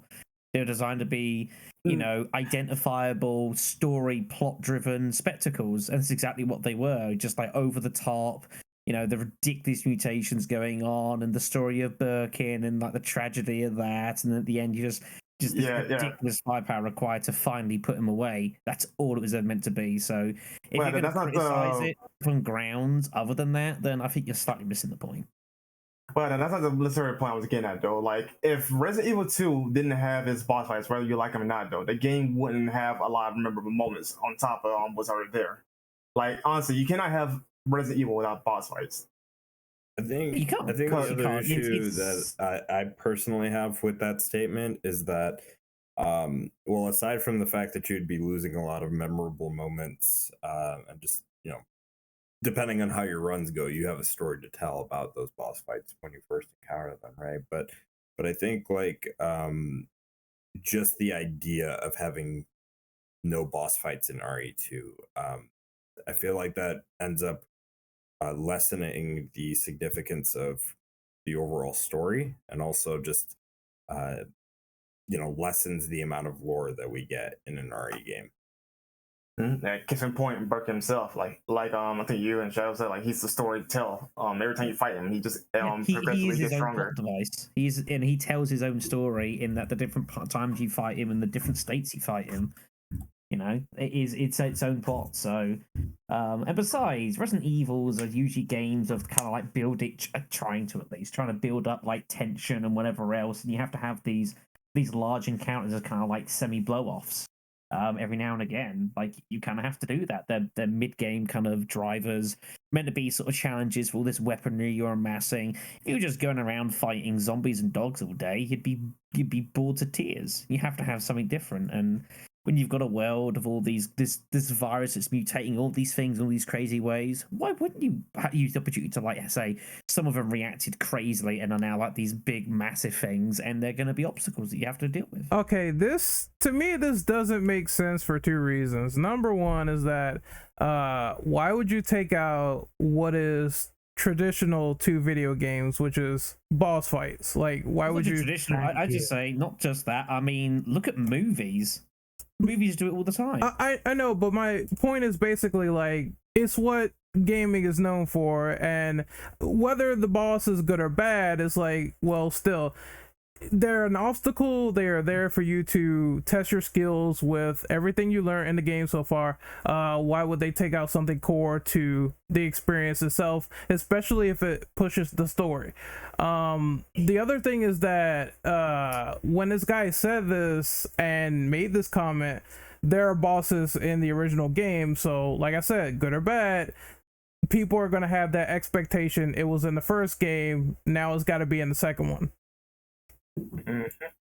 It's definitely one of the most. You go ahead. It's fine. Imagine going from point A to point B without facing some form of obstacle, right? Because we already criticized Resident Evil 2 for being piss easy, right?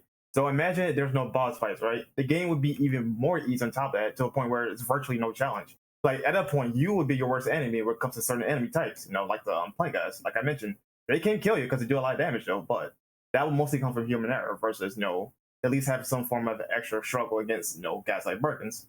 I think the other issue too is that you then make essentially a generic zombie game. Because like, really think about it. Before any other zombie like game had come out, RE was very different in the sense that you had all these different mutations and, you know, no pun intended, biohazards, right? That like it stood out. Like, yeah, you could definitely point out some of the like inspiration and references, but like for the most part, it was very unique because you didn't have like plant monsters, right? In you know, John Carpenter, or not John Carpenter, George Romero. I don't know why I thought John Carpenter. George Romero zombie flick, right? You wouldn't have had that. You would have just had regular ass zombies. So it's, when you really think about that in the perspective of like, you know, comparing that to a movie, or like comparing that to potentially another game that could have come out at that time, right? That they decided, well, we want to make a zombie game, but we're only going to have zombies.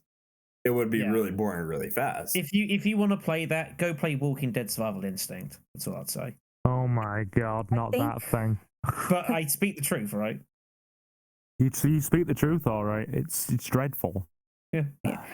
I'm looking up right now to see if there's any other games like prior to Resident Evil. The first zombie game that was released was Zombie back in 1984 in Europe. Yeah, way before my time. Way before mine too. And then the zombie games really didn't become prevalent until Resident Evil came out, and in that same year, House of the Dead as well. Love House of the Dead.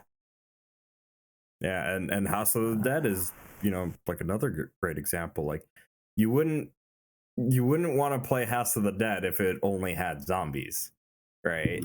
Like it'd just be instantly boring if there was no challenge to it. That's why it has to differentiate itself from most other mediums that include zombies. It's all about pacing, right? Like, fighting just zombies, you could do that, but if you're just going through, there's no sense of pace. At least the boss fights and really any series, they kind of break things up a little bit. Give you a little set piece, kind of reset things, up the stakes a little, whatever. It's basic construction in almost any kind of media that you present a story in. You want to kind of break it up into acts. It's definitely one of the most bizarre things I have ever heard. Taking bosses out of a video game.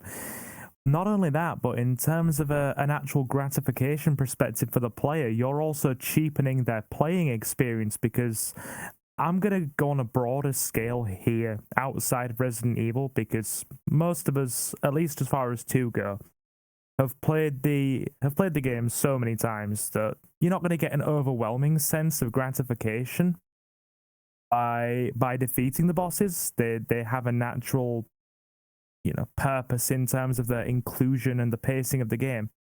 I'm going to put this one into perspective, because a few of you might know I'm a huge fan of this series already. Can you imagine Bloodborne or Dark Souls without the bosses in it? No, absolutely not. It would be unreal. I can actually do you one better for other Capcom fans out there. If Mega Man, Devil May Cry, or Onimusha did not have boss fights in it, that would make a completely different game for each of the series. You gotta have them. Totally would. You gotta have them in Mega Man. There's no other way, because that's how you get their powers and have that gratification. Oh, I beat this guy. I can use his stuff against other enemies. So, and I mean, some of that has also happened. Like, you beat a boss in RE, and then you move on, you get a more powerful weapon, and then you fight another boss with it. That's the idea of like surviving and conserving ammo. So if that gratification is gone, then what else is there left? It's just weird. It's just all weird to me. Just shoot the zombie. Shut up.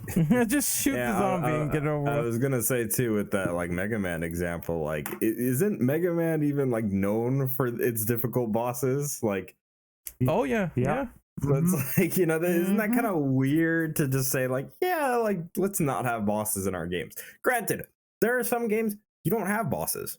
There's no enemies. It's just, it could be a puzzle game. It could be anything else that you could really think of, right? But the game is all bosses. Right. So like boss rush. That being said, like, I just don't think that the idea of like RE2 not having bosses or any other RE not having bosses, like that would be in any way unique per se.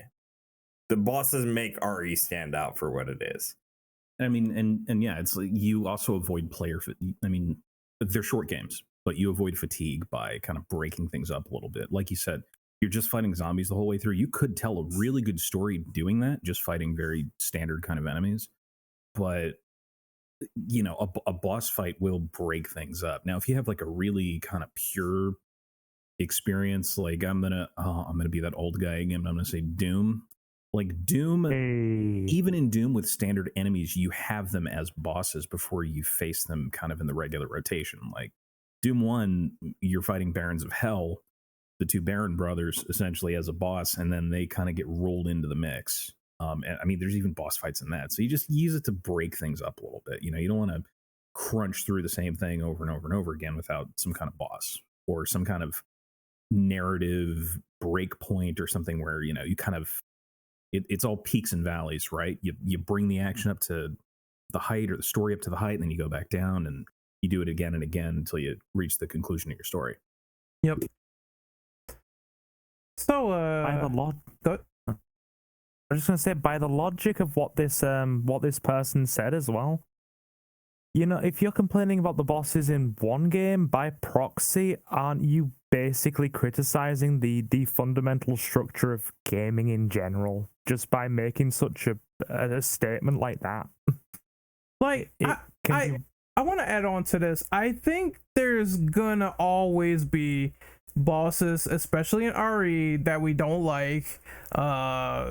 There's like Wesker in RE5, where it's like, yeah, his end boss, where he has Ouroboros, he can go straight to hell on professional, especially if you're playing a shovel.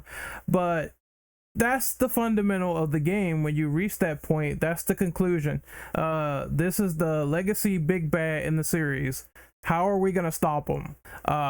Without any of that context, it would be ruined. So I think, once again, whoever said this is something they really didn't think over. Mm-hmm.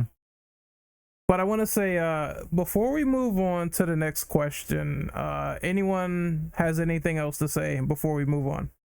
Yeah, this dude sounds like kind of a scumbag. What's his name? Let me hear his name. No, I'm kidding. One thing, just one thing. What part of the internet does he hang out at? that's what people are wanting to know. www.renegade.no. No, I actually I like Birkin transforming. I mean, I don't like the battles all the way, but I mean, some of his fights are cool. You know, I don't fully dislike it. So yeah, I could read off number 7, since I think we pretty much covered this topic. I think Shadow has to go. Yeah, I gotta get going, kids. I got too much shit to do tomorrow. So Outro. So yeah. So thank you for the company. Who's watching? You can find me at YouTube, BlackShadow993, also on Twitch as well, Black_ArtsShadow_993. And also, before I go, I do want to make a special shout out over to Kimizo even over on ModDB for creating one of possibly my favorite mods for a Resident Evil game I've ever played in my life, being the Resident Evil 2 Origin of Species mod. Wasn't as keen on the one for RE3, but Origin of Species, if anyone here has never played it, you absolutely must give it a go. One of, I think, the best mods, like overhaul mods to a Resident Evil game I've ever seen in my life. Absolutely fantastic. Well, it's been nice having you on board. Yeah, See you again in the future.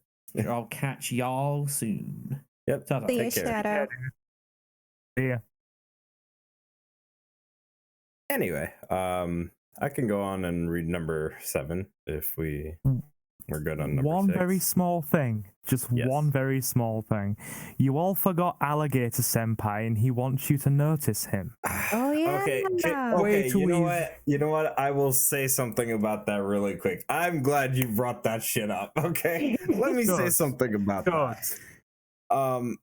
I hate how the community made such a big deal over the alligator boss fight, but didn't make any sort of fuss over the moth, when they both have the same amount of significance in RE2, in that they are so insignificant to the overall plot and story of the game. I'm just saying, Thank you. If people Thank were you going to for bringing complain that about up. the fucking alligator, you're going to have to argue for the moth, and they didn't. So I'm just saying. And nobody no batted cap, an though. eyelid. Oh, no cap. They actually missed the opportunity to bring them off. Because, like, imagine that thing being big as fuck and you got shoot out of the sky and whatnot. I imagine by that point I would have killed him.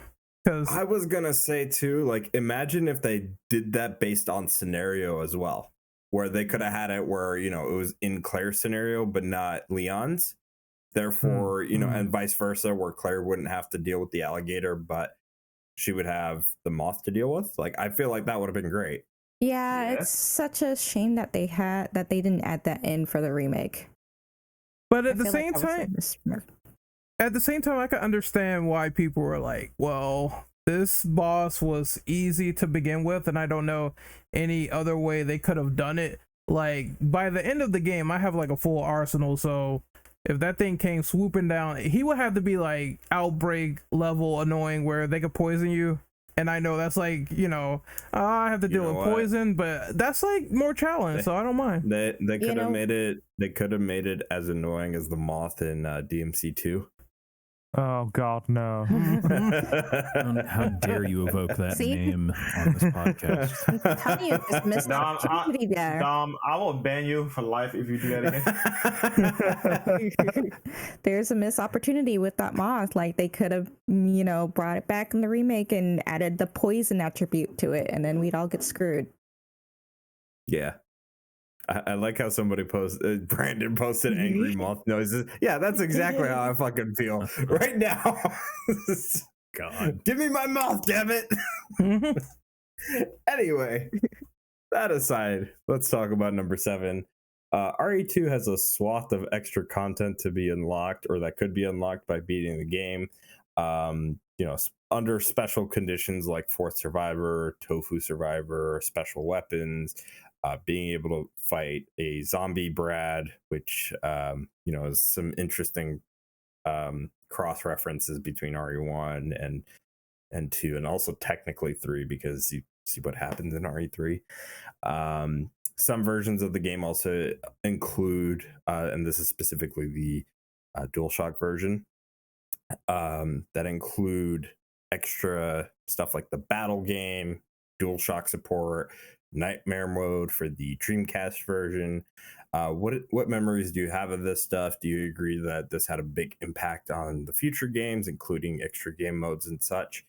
And my response would be yes. I think that whenever Capcom does a re-release of any of their games, Capcom, generally speaking, not all the time, but generally speaking, when they do a re-release of any of their games and they include new modes and stuff like that, it's always been a great little addition to have. Strictly speaking for RE, I've always liked it when they've added in stuff like battle mode or mercenaries.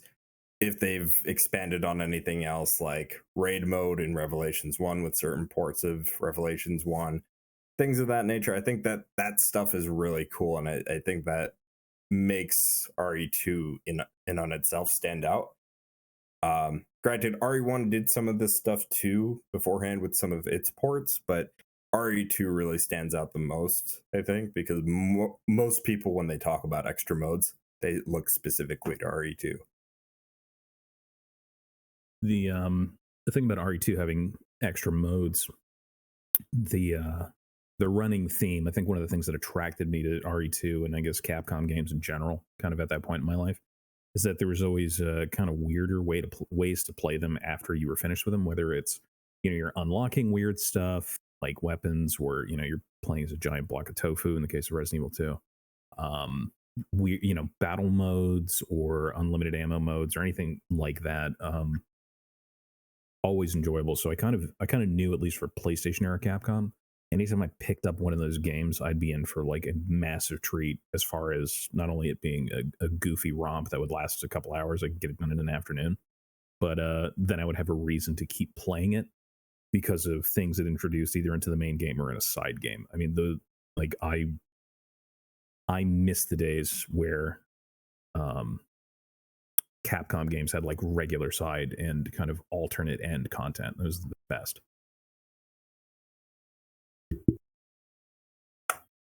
Yeah. Now you look at like Remake, and it has like virtually nothing compared to these other re-releases of RE2. Those survivors sucked. Yeah, I agree. Was it that bad? Yeah. It wasn't. Yeah, good. it's I'm really sorry. bad. It was. Well, you know what? At least it had an extra mode, unlike its sequel. But The only thing I will give Ghost Survivor and Remake is that they introduced the pale heads, which ended up getting retconned into RE3 Remake. I'll say the Paleheads suck. I wish they didn't retcon them. Yeah, Jesus. They suck so much. Look, I'm that one person that will fucking advocate for really dumb enemies just because I like the lore for those enemies, even though I might hate fighting them. So in that regard, I really like that just because, you know, it was like, hey, it's kind of like Crimson Heads, but they're unique in their own way. Black and Right? white. Granted, I would have preferred Crimson Heads, That was- but Capcom cucked me on both remakes. So Yeah. To be fair, 2 remake and 3 remake were being pretty much developed back to back. So they probably took the pale heads out of 3 remake and shoved them into 2 remakes DLC. You know, that's cool. For Ghost Survivors, would you guys wanted to have seen a Marvin campaign? Like a what if scenario? If you And anything better than I'm like surprised Marvin was that very- playable. Thank you. anything better than like Marvin is great, awesome. anything was like better than great text and they just send you on your way. I'm like, that was wasted potential. As for the topic at hand, I enjoyed the extra modes. Granted, you have to be really good at extreme battle level 3 because I got into a corner with spiders. I was fighting them and it was brutal. No, they were fighting you. It was rough. I was like almost in danger. I'm like, web spinners do this? Like, okay then, okay on this mode.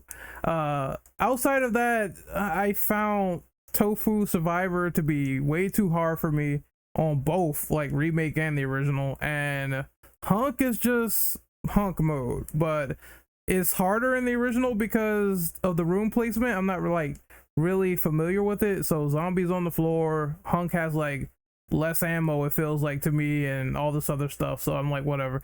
But it was cool. It's cool they added it in. I feel like Honk was harder in a remake, honestly, because there's way more stuff that you get to they throw at you. The end is pretty much nut cancer, so I mean I'm not disagreeing there. You got like G embryos outside trying to hunt you down. It's like the same thing, just so much difficult crap in the rooms. But go ahead, Brandon. They're fucking obnoxious. I don't know. Oh yeah, fuck the plant guys in RE2 remake, but that's irrelevant.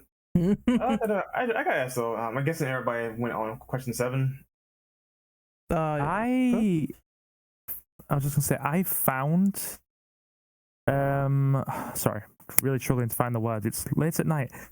Yeah, I found Fourth Survivor really, really hard, and to this day, this might surprise you considering I speedrun the main game on a very regular basis. I have still not beaten Fourth Survivor to this day. Me neither. I have not beaten the original. I can't do it. I can't do it. It's too hard. I really struggle. Well, you know, if it makes you feel any better, just use the infinite ammo cheat and call it a day. That would be a way to do it, but then just like that time EA talked about the pink Darth Vader, where is my sense of pride and accomplishment? Or check this out.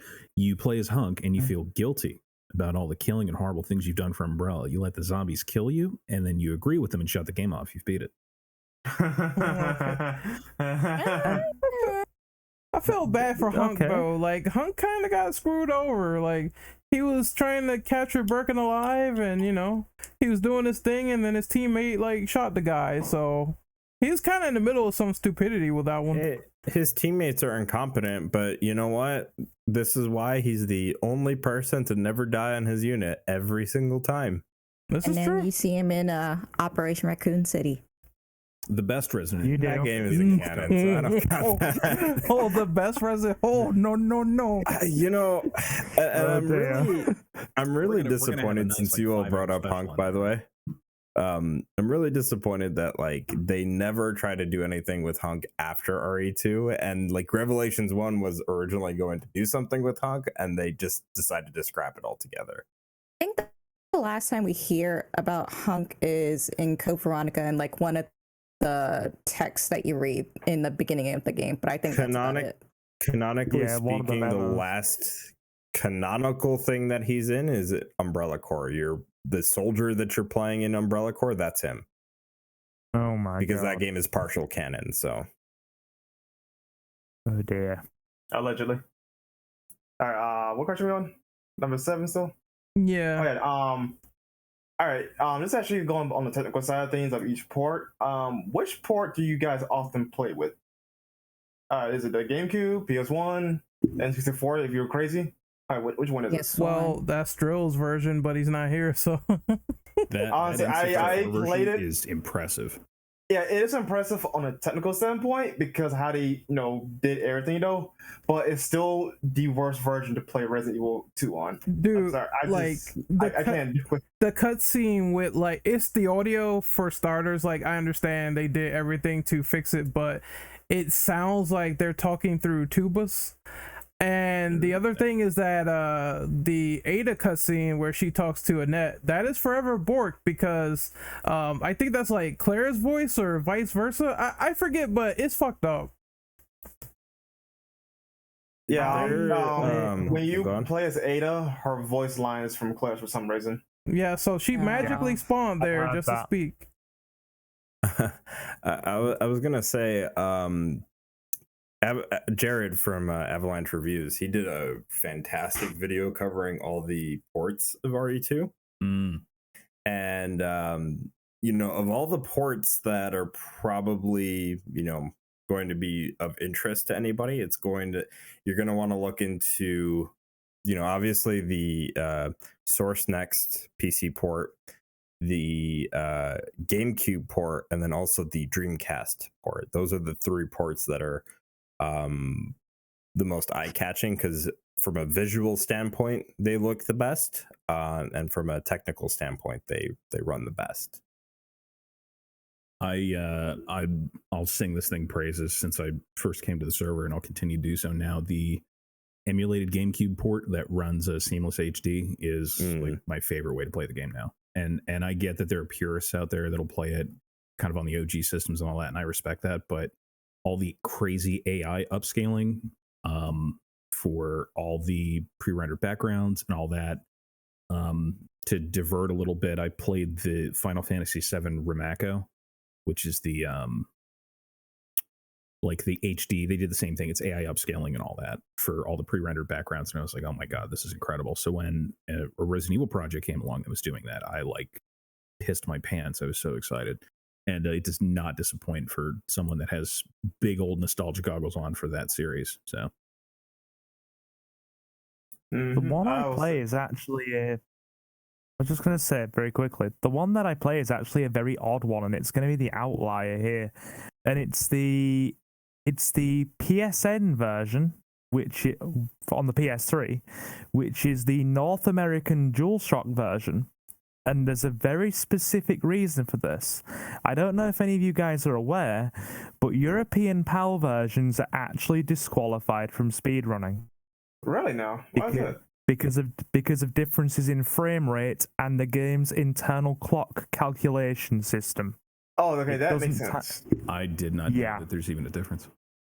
So the only way for me to be able to speedrun it is if I play the PSN version, which is the North American DualShock, because it takes me too much time to get out and plug in any of my other consoles. I have them, but it's far easy to just put a standalone capture card into the PS3 and do it that way. That and having 60 hertz is a lot of Europeans can't tell the difference between 50 hertz and 60 hertz, but once you've seen it, you can tell the difference. Like, your games run markedly faster than ours do on, like, OG PS1 hardware. And it's the game that made that very obvious to me is actually Tekken 3. I was just going to say, it's a very small digression, but the European version of Tekken 3 is crap compared to the North American one because it's running at 50 hertz. Mm-hmm. Yeah. So that's the version I play. I was gonna say real quick, one cool thing that was pointed out here was the fact that if you change into alternate costumes with Leon, his sort of gun stance changes. He tries to do the whole sideways OG gangster in the hood. Yeah, the sideways one is the best way for if you're not using the Matilda upgrade. That's literally the best way to use the gun because he shoots a lot faster. Yeah, better rate of fire too. So I really love that. And then there's the cool stuff they added in N64 where it's like because I'm sure our resident expert in Nintendo's not here. So I'm sure that people probably aren't aware of the files that link like all the other games in the series where they talk about EX stuff. I think there's police reports from Marvin. I think there's also some linking of RE2 and RE3 because I heard a rumor that they wanted to do an N64 version of RE3, but they scrapped it. So that I cannot confirm myself. Yeah, I never heard anything about that. I can't confirm or deny, but that's the reason why they put these like EX files in there to better link the series. So that's pretty cool that they did that, changing the blood and also a lot of new costumes that we never seen in any other version outside of the N64. But it is for all intents and purposes, it's a miracle that it was made. Yeah, it is most definitely a good like from a technical standpoint, like how they did it though, it's definitely the impossible port that's done. It's really impressive how they get it done though, but I just cannot recommend this version, even with the little nuances. If you're curious about it, go right ahead and try it out though, but no, it's not the effective way to play Resident Evil 2. The sound is gonna get under your skin sooner or later. I know it did for me. I'm like, well, why does everyone sound like they're eating, I don't know, pretzels and trying to talk? Like it was super weird. At least the music very is still on point. Mm-hmm. Yeah. It's really crushed and compressed, right? Yep. Yeah, it's really compressed. But can we move on to the next one? I was just gonna say really quick, but also too in regards to like N64 related stuff with RE2, because RE0 was originally going to be on N64 exclusively. So they added in that additional file with like Billy, for example. I don't know if they were ever planning on also porting RE1 on N64. I'm not sure if that would have worked out, or if that's something that would have translated very well as a port. Would have been interesting to see though, I think. But after the GameCube got announced, they just decided, fuck it, we're just gonna do that game from the ground up with the new hardware and also remake 1, even though Remake and 0 don't even connect as well as what RE0 was originally going to do. Also, correction, Capcom did want to do more ports for N64, but after RE0, they said fuck it. Yeah, thank God. Yeah, but because that's in the developer diaries of RE0. They did want to do more. Interesting. So there was a likelihood that we would have seen like RE1 and RE3 make it over as well. Yeah, but when they got to 0, that's when they started to realize the technology really isn't here, so we got to move on to GameCube. So I guess we can move on to the next question. Yep. Okay, question number 8. I guess I could read that. I haven't read anything, so let's take a second to talk about the overarching storyline of RE2. Clearly, they wanted to make the Outbreak seem much larger and have a further impact than the original game's isolated incident. What do you think of the events from beginning to end, especially with the new G-Virus strain? Well, when you think about how it started and it spread to Raccoon City, with the water being contaminated and the rats, like when you think about it realistically, that's actually pretty terrifying. Yeah, I mean, especially what's going on in real life right now, though. It's not far off. Yeah. It's scary because I think the mercenaries knew, or the people who knew the outbreak was going on, but everyone else was like none the wiser in Raccoon City. Yeah. You actually, if I recall right, it was only like the STARS members and anybody like higher up in Umbrella that was aware of what was going on. Yeah, because they were as far as go on. Are you talking about the T-virus outbreak in 2, or are you just talking about them knowing what happened in Resident Evil 1? Because as far as I'm talking about just the outbreak, because remember they were also reporting the incidents in the like Arclay Mountains, because that's Mhm. technically where that outbreak was starting. Well, yeah, from the alkali stuff, like, yeah, that was, people knew that things were going on though, but they didn't know that there was a virus. Yeah, they didn't know it was a virus. They only thought it was like bizarre murders occurring with like some weird cult going on because people were getting like devoured and whatnot, but they didn't know that it was actually a virus. But the water, they didn't know anything about. Yeah, for Resident Evil 2's case, no, nobody knew about it other than literally the people that were there, which is Birkin and the Hunk's team. Everything happened after all that happened, so nobody knew where that came from. I mean, can you imagine like waking up one day and you go to your bathroom, you see like your hair is falling out and you're like bleeding from certain orifices, and like you just feel itchy and hungry, tasty, scratchy. You're talking about my 34th birthday. That was just day in the life right there. Oh. And like you don't know like why, like there's something wrong, there's something going on, but you're none the wiser as to why it's going on when really it's your water that's been contaminated.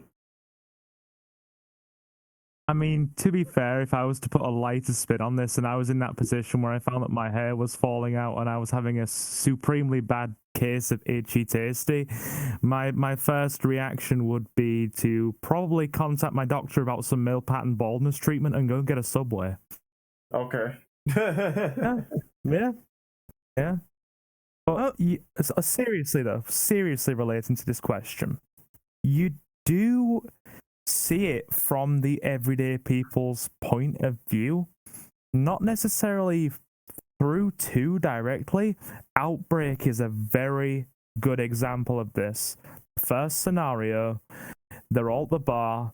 You see Bob, one of the security guards, and he falls off his chair and he's sick, and you later find out through notes and things that have been left behind that he was drinking the contaminated water. So it was none the wiser, but you do see a reference to it happening in a spin-off title, and it is canon. So if I'm not mistaken too, like that even was happening in like RE1 in the mansion, where they were drinking contaminated water and also getting exposed through the lab coats.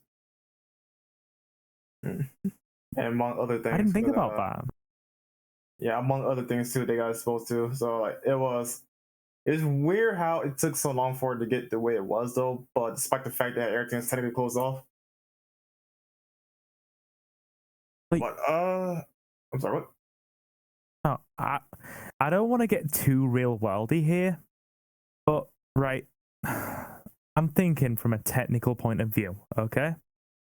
Given how quickly a certain thing shot around the world in real life, would it really take about 3.5 months for a waterborne virus to have that much of an impact on a city full of people, or would it have been far quicker? I honestly think they did that to move the plot in gears. What's the question? Okay, so remember, this is a town in the Midwest, so we cannot make too many assumptions about the question was, Brent, area. Yeah, just quickly asked, because a certain real life virus shot around the world at a rate of knots, do you really think it would take 3 months for a waterborne virus to infect Raccoon City like it did, or it would be quicker or slower? It wouldn't Nowadays, no. Months. No. Maybe back in the day, and that's really, really, really stretching it. But today, no. Especially if it's waterborne. No, granted though, it will take less time than a more like say airborne type thing. Maybe I might be wrong about that, but yeah, like no, it will spread much quicker. Also, I want to throw this question out for you guys because some people know the answer and others don't. Does anyone happen to know where like the Arclay Mountains in Raccoon City is actually supposedly located? It's supposed to be a midwestern town, so. Yeah, very near it because that's how they heard of the original murder reports. There's an official map that Capcom released for RE Remake and RE0. This is when they were trying to hype up. They were hyping up a campaign for RE Remake. It was called like the Contagion. event, and that's how we got the BSAA costumes for Remake. And they did a similar thing for RE0, although I think RE0's case, there wasn't anything unlocked and all the costumes they added were DLC. But they did release an official like Raccoon City map where you can see where the Arclight Mountains are in comparison to the actual city. It's if close. I can find it, I'll post it in chat. Thank you. So there's some debate about it because some people are saying that it's like in real life it would be located in Missouri, and then others are saying it would be located in Pennsylvania, which granted is not a Midwestern town, but yeah, there's an argument about that. As the game lore states, it's in Raccoon City, so Arclight Mountains is like close. Yeah, it's close. Like I'll say, there is a game. I want to say Umbrella Chronicles. There's actually a shot of you see somehow. I don't know logistics behind this. So somehow you guys can see Raccoon City from the point of view of the entrance of the mansion. I would say that doesn't seem make any sense though. But no, I was talking about like what state it would actually. Oh, be. you mean state? Oh, yeah. There's no answer for that. It's just a town in the Midwest though. So only kind of clue you get too is that it borders a desert. So it has to border a desert state. And it borders a desert. Yeah. Sweet, man. Because when you end RE2, both Leon and Claire are out of the tunnel, right? And they're out in the desert. Oh yeah. You've got a point.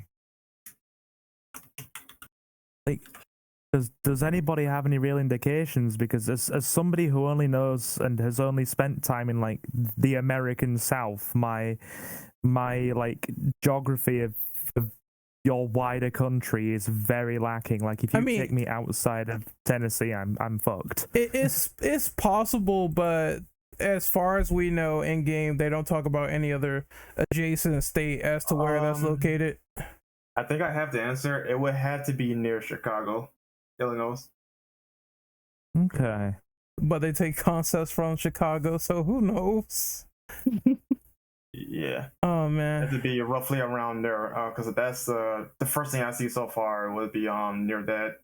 So yeah, that could also throw in like how quickly the virus could have been spread out is like the geographical location of Raccoon City and the Arclight Mountains, if they did exist in real life. But going back to the story, like, what do you guys think of the amping up of the virus and the G virus and how that affected the general plot compared to T? Honestly, I think it was necessary because for them to have a sequel though, you needed something that is you need something that's a little bigger in scope of a threat for starters to even call something like this though. Obviously, the general outbreak started because of the T virus, right? But for the G virus to play infected though, it wasn't needed to so like yeah, this is actually a bigger threat compared to what was shown in Resident Evil 1. So I think it was necessary for them to do something like that, to have a stronger virus. I just wish they had a little bit more G inspired enemies to signify that though, but that's whatever. I was actually going to link right into what you said there with G inspired enemies. They've definitely amped it up in an order of magnitude, because all we see is one singular individual being infected with the G virus. Can you imagine the consequences if, say, about 20 people had been infected with the G virus? No. It would have been catastrophic. I made a video on the G virus not too long ago. This is why they said that if there is a G virus outbreak in lore, the BSAA will go like to level 10. That's like the highest level threat so far for BSAA. They will try to contain it if it's like a miniature outbreak, like I forgot what the transformation was called, but it's like basically small scale. If it's a larger outbreak where stage 3 infections are happening, then every branch has to come over to that town to eliminate the G virus. And I never knew this. I never knew this, but that's official lore. Wow.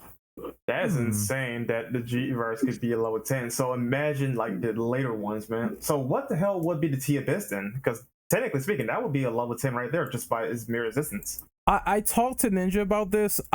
So far from what I gather, I haven't found any like documents from BSAA that talks about the level they go to when that's spread out. Only that they dealt with it in Revelations 1.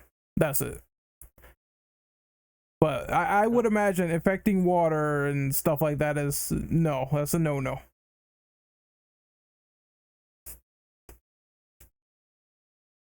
So anyone else on this question? Yeah. Anyone else? Ed, going once, going twice. Any other story beats people want to mention? None? Does Drillbit actually want to go? Yeah, Drill, say something. Nintendo freak. Going once, going twice. Sold to the hooker in red. All right. What question? Wait, did you just see like that? hooker in red? Yes. No. About it like that. It's so rude.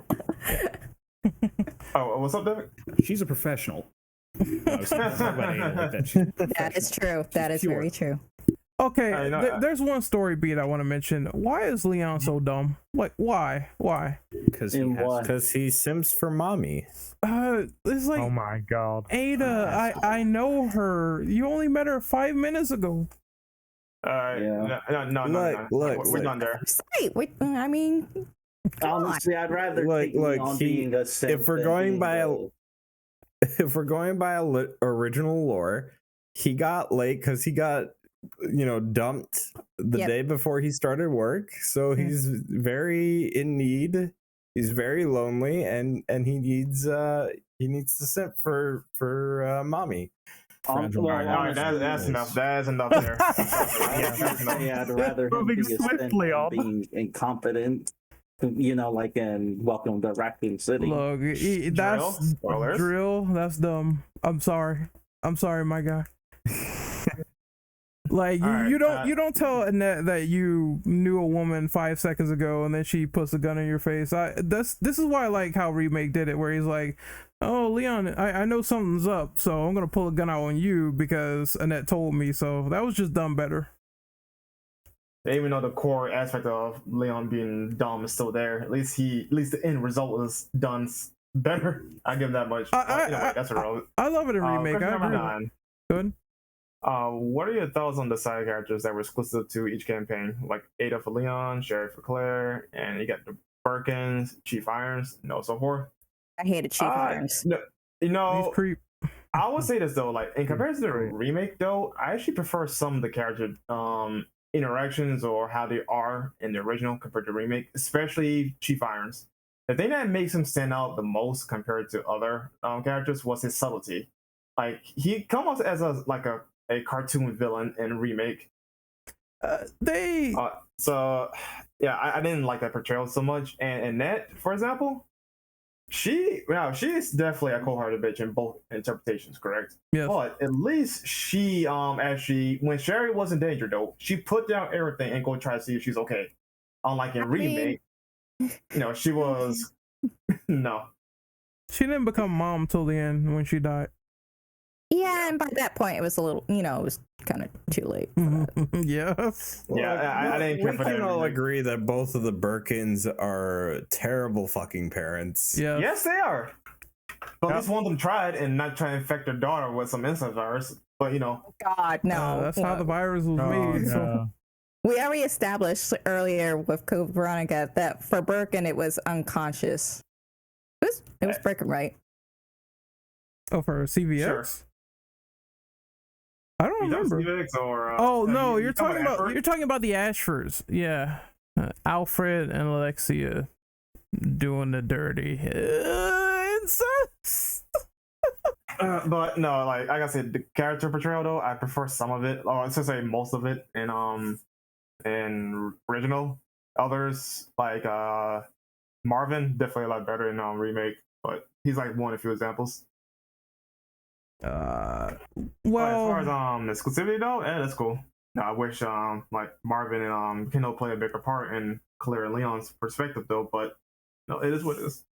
Irons, they just wanted to over exaggerate him being creepy without you needing to read it in files, even though it's still kind of there and weird because he talks about you know, he talks about getting off to one of his kills, and that's pretty disgusting. But I mean, it's pretty obvious that he's pretty fucked up. So this one need to make that, you know, overtly crazy. yeah, but the files kind of do it too in the original, where it's like he's going around having a good time killing his own men. It's just it's a lot more context there, and it makes it even creepier as opposed to him just acting it out until he finally snaps.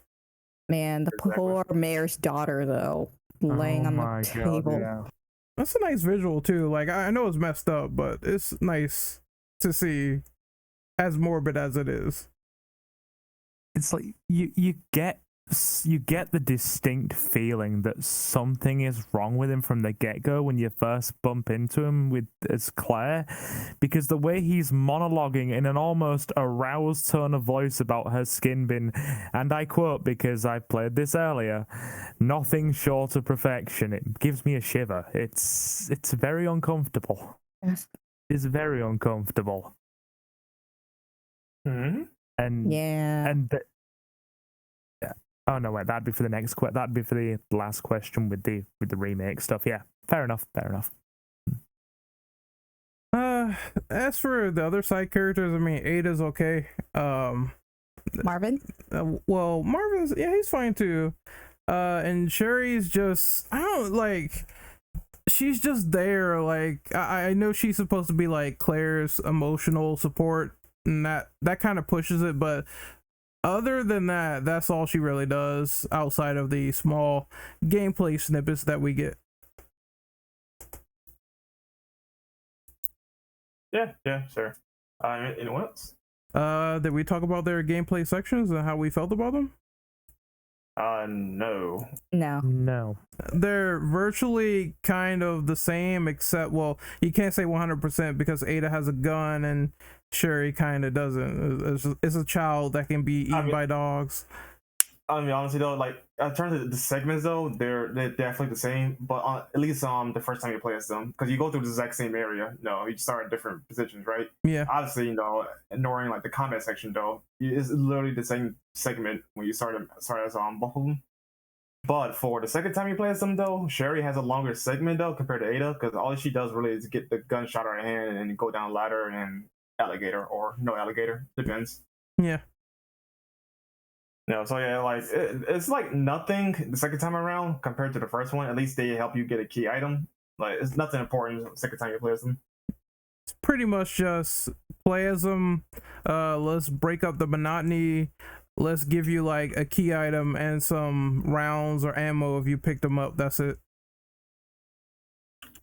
Nothing really to write home about there. So I guess we can move on to the next one. Or Silver, you have something to say? Yeah, they're pretty much blink and you miss them.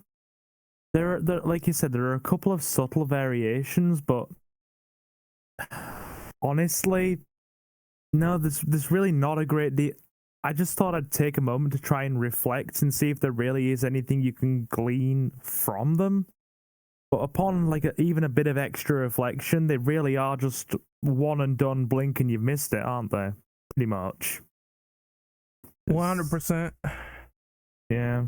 Unlike 2 Remake, where there are discernible differences and they've got full-size segments where things actually happen, but we've got a question for that, so yeah.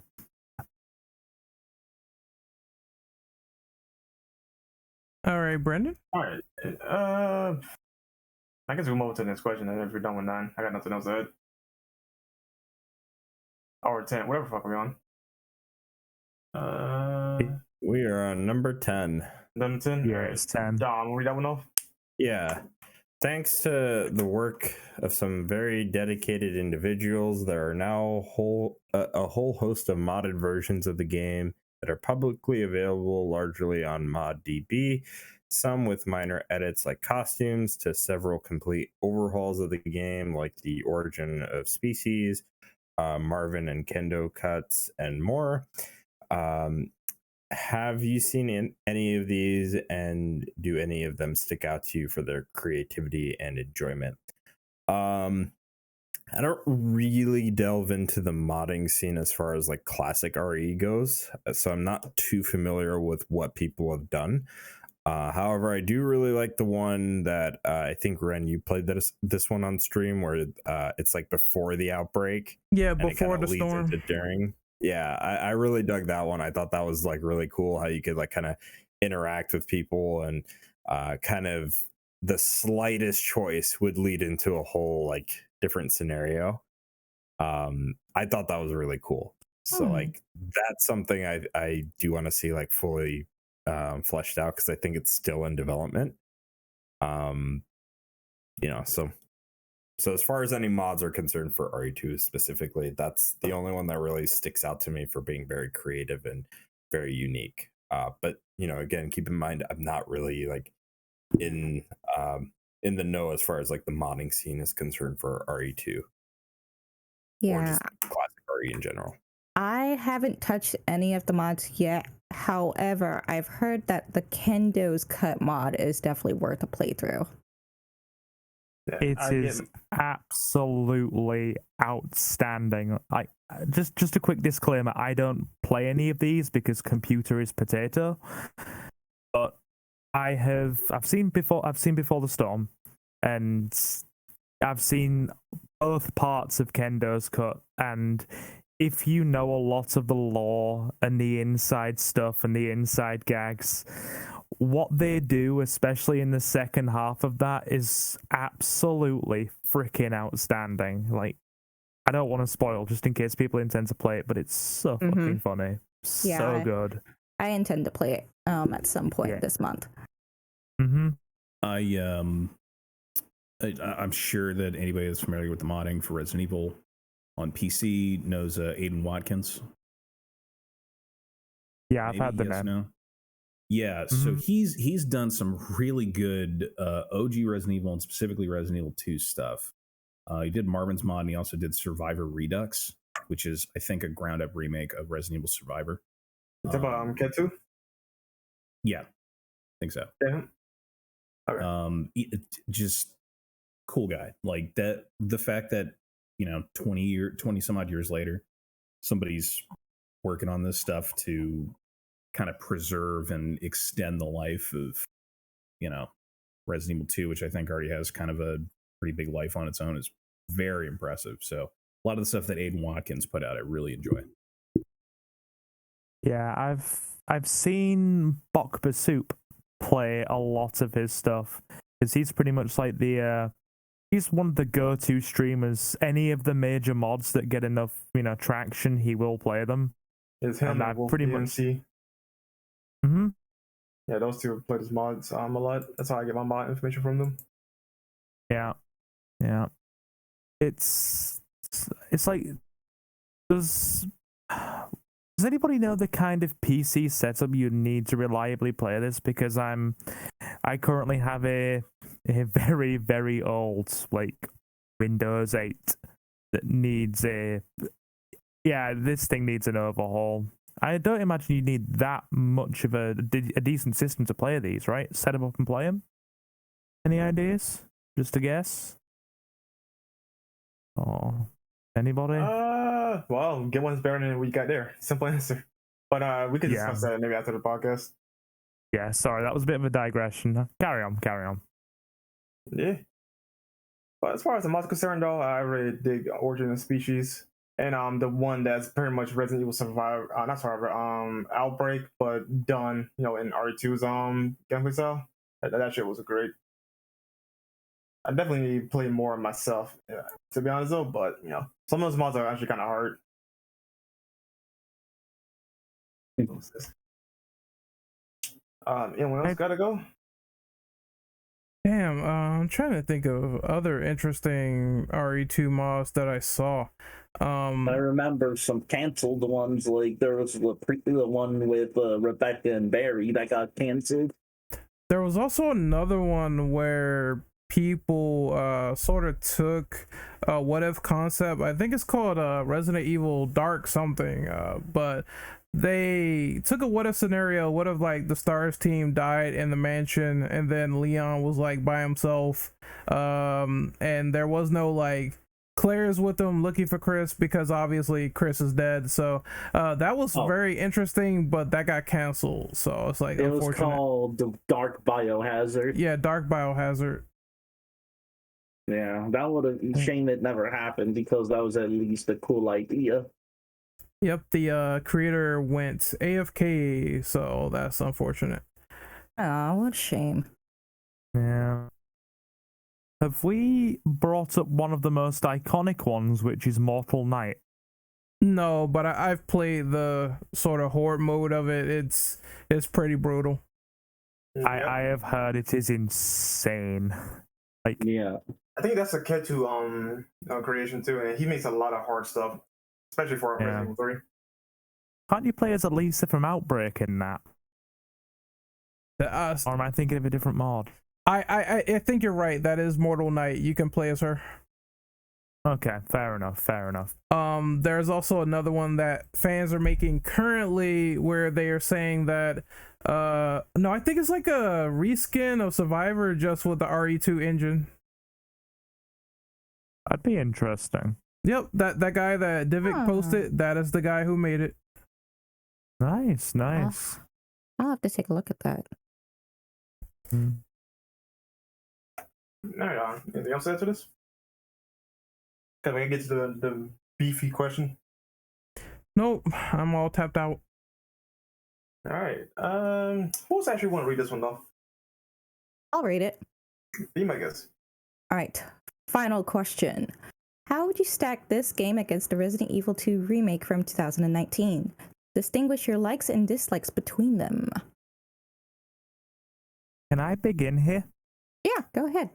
Go right ahead. I have a very, obviously with 2 being pretty much my favorite game, and 2 Remake being one of the most important games in like my modern gaming sphere. Like I've said before on this podcast, and I own up to the fact that I really enjoy Resident Evil to the point that when I saw the teaser, you know, that was it. I believe it came out at E3 back in 2018. It was E3, right? Yeah. Yes, it was E3 2018. Yeah. When that trailer actually came out, I cried, and I own up to that. I have no problems admitting that. So pretty big for me. But playing it as much as I did, because I didn't put it down for about 3 months after it came out. I just played it and replayed it consistently, the remake. And for me, I struggle to put either one of them on a pedestal in terms of which one is better, because they're both very, very solid entries. But I can easily pinpoint where it did some very good things with one and the other. Positives for me for the remake were definitely the expansion to characters like Kendo, Marvin especially, to see Marvin had much more of a supporting role. Like, Marvin is my dude, I really like him. To see him actually get a bit more time in the spotlight was pretty decent. And character expansions alongside obvious things like game mechanics, really enjoyed that. For me, though, there is a notable upside for the original as well, and it's something we've already mentioned. I felt the zapping system was well, it wasn't really a zapping system in the remake, but in the original, what they did was far superior to what was done in, you know, the remake, where it was like your first and second scenario. They really did feel like they were hastily put in, very much rushed, and you can see that in a lot of the mechanics. The boss fights that you have are completely identical. The puzzles that you have, for the most part, are exactly the same, just with different solutions. And it doesn't feel like there's any real gravity or weight to your actions. It's pretty much just go through the same scenario again with some slight puzzle switches, ammunition being moved around and whatnot, and just do it all over again, which felt very weak for me. Now, somebody help me out here. We did pretty much bring up the fact that the first and second scenarios in the remake were put in late in development, right? They were. They were okay. So let me explain this because I know more Yeah, go context. Okay. In the descriptions of the original teasers for RE2, they didn't mention like A scenario, B scenario. They said that these are campaigns. Leon and Claire will have their own separate campaign, and that's it. My assumption was Leon will have his own campaign similar to like what is it, RE1, where you could play as like Chris or you could play as like Jill, and it would be similar to that with Claire and Leon. Then later on, we didn't find out about the scenarios or the second runs until we played the game and then discovered that these are not the same. So we can only gather that because Capcom had that release date put out, that they had to sort of add those in last minute. And I think there was some talk with some of the Capcom developers and some of the mods and Kamiya saying, you know, some stuff is different. So they sort of talk about it on the dev panel that they had on YouTube not too long ago. Yeah. But that I was explains gonna A say and B's. too, hold on. Mm-hmm. He got interrupted, so go right ahead. Where do you want to go? Okay. I was just gonna say that sort of explains like second and first runs. It's, to me, I feel like they should have at least looked more at the blueprint instead of rushing it out. Hell, they could have delayed it like maybe another month. I mean, it's cutting it close to DMC5, but still, like, just to get those right, because I don't like how it feels 100% similar. It's fine. I was just finishing up my point. It feels 100% similar to the same campaign for like the first run and the second run. It's not like A and B where bosses are different, scenarios are different. Even the story is extended for scenario B as opposed to second run, where it's like, well, the beginning is different and maybe all the puzzles are changed. That's it. Lazy job. It's copy and paste. Yeah. Yep. Yeah, I was gonna say, as far as comparing the original to the remake, I know they had brought on board the Invader Studios, the dev team that worked on the Resident Evil 2 Reborn project, which then went on to basically redo the whole thing and call it Daymare 1998. So they got a lot of feedback from them in terms of what they kind of had in mind for an RE2 remake and some of the things that they were planning on implementing. So a lot of similarities can be seen between Invader Studios' take on their RE2 versus the official RE2 remake. There's a lot of similarities, but I think overall, in terms of a remake, Capcom handled that a lot better. But that being said, when you compare the official RE2 remake to the original RE2, I do think that there are some aspects that the original RE2 did better in terms of overall content. Considering the fact that we did have some of those other re-releases and extra modes and content and stuff like that, we don't have that in RE2 remake. Also, I think the A and B scenarios, for example, which I know many of you have already pointed out that, yeah, that stuff kind of came in last minute. I think that, if that wasn't going to be there day one, they could have at least said that stuff is going to come at a later date. We want to make sure that that's done properly and done in a way where it does feel like it's a significant difference between the main A and B scenario that we have. Okay, I have to weigh in on this one because, if any of you have seen me in the Discord for more than 5 minutes, you know that I tend to kind of rant a little bit about the newer Resident Evils. The remakes were very technically impressive, very nice to look at in some instances. The problem is that in bringing a game like Resident Evil, which is very much a product of its era, to a modern audience, you have to strip away a lot of the things that were a product of that area or a product of that era. So the music in Resident Evil 2 remake, like Resident Evil 2 soundtrack is incredible. I still put it on occasionally when I'm working during the day. Like it's kind of in my regular rotation.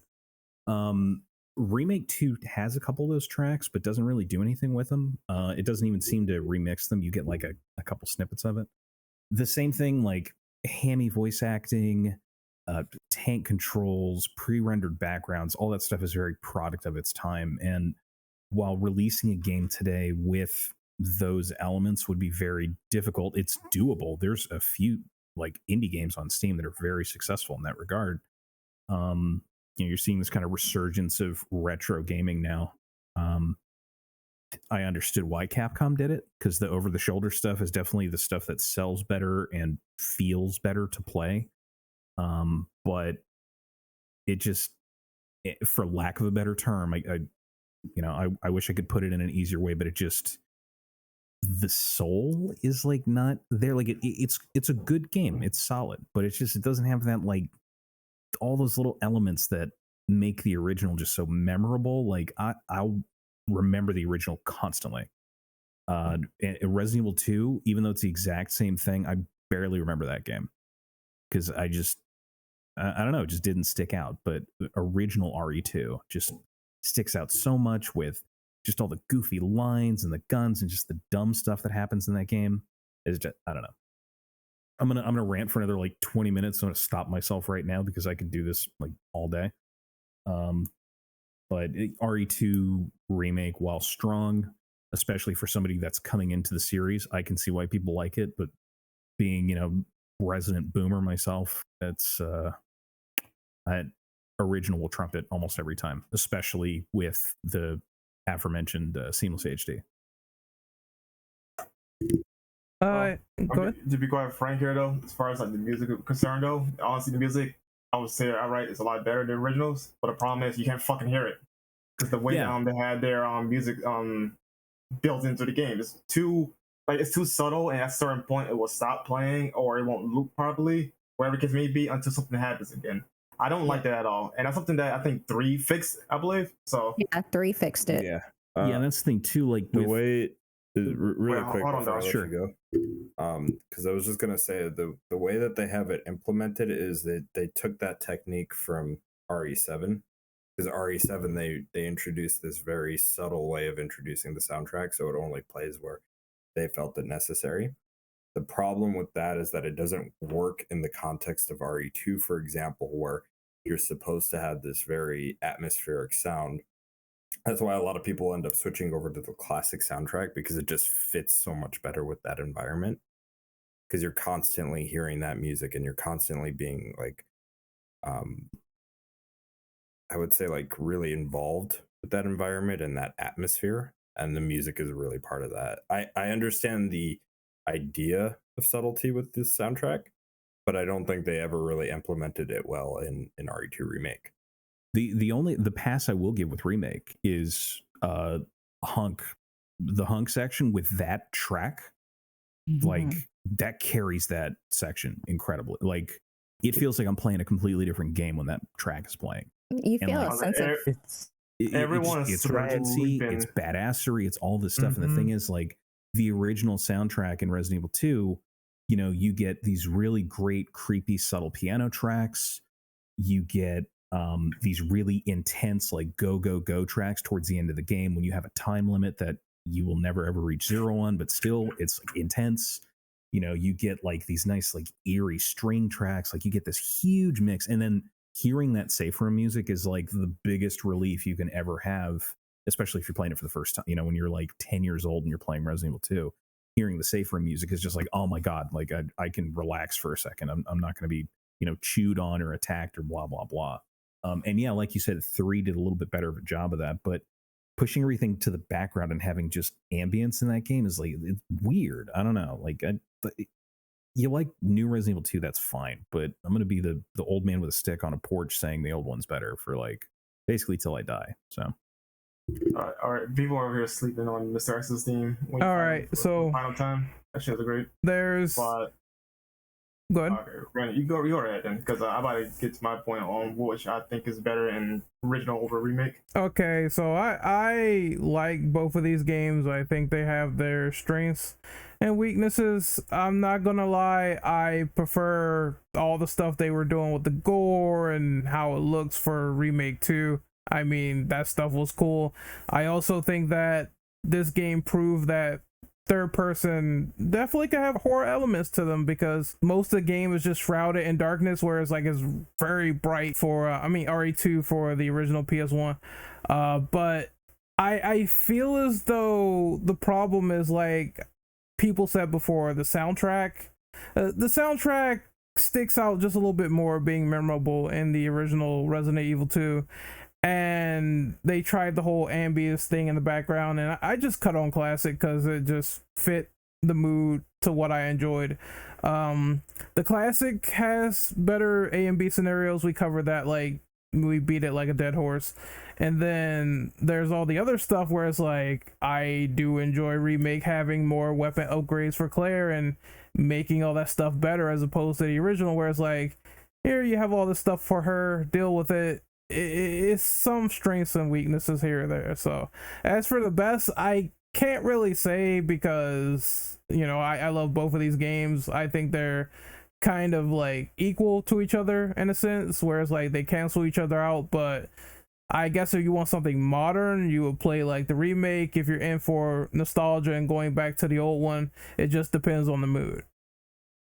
I will like to add on that for Remake 2, I think the way they brought Mr. X into the remake, it's impressive how much more intimidating they made him. Because you're running around, and if you stop just for a moment, you can literally hear him walking throughout the hallways, whether it be above you or below you. I remember there was one time he chased me all the way to a safe room in the police station, and I was just trying to wait him out, and I can hear him squelching and stomping on all the zombies that were in his way. It sounded like he was stomping on cockroaches. Yeah, the general sound design itself is awesome. As much as we harp on the soundtrack, just the noise and the footsteps that he makes, that was pretty well done. General sound design. Yeah, that was awesome. I can't knock that. If you have a good surround sound or sound bar, you're gonna be immersed in the whole experience.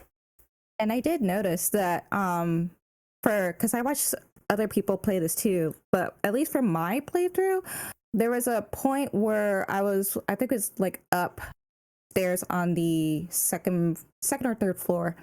I had walked by a wall, and all of a sudden he just crashes through the Kool-Aid man, and I'm just that caught me off guard. And then I watched someone else, and it didn't happen to them. I was like, what the fuck? I'm expecting this guy to punch through the wall, and all of a sudden he I don't know if it was random or what, but that was pretty impressive. Also, if you have the silence SMG in Claire's campaign, you never have to deal with Mr. X again, at least if he's close to you or whatever, because he's not going to hear that shooting. So I thought that was also a nice addition. And the best weapon to take out zombie legs. Yep. Yeah. I do want to heap some added praise on Mr. X, especially in the remake here, for two reasons. Like I said, Mr. X is one of my favorite bosses to begin with, and he's less a boss than an obstacle in the remake. But two things in particular in that remake make him far superior and really, really memorable.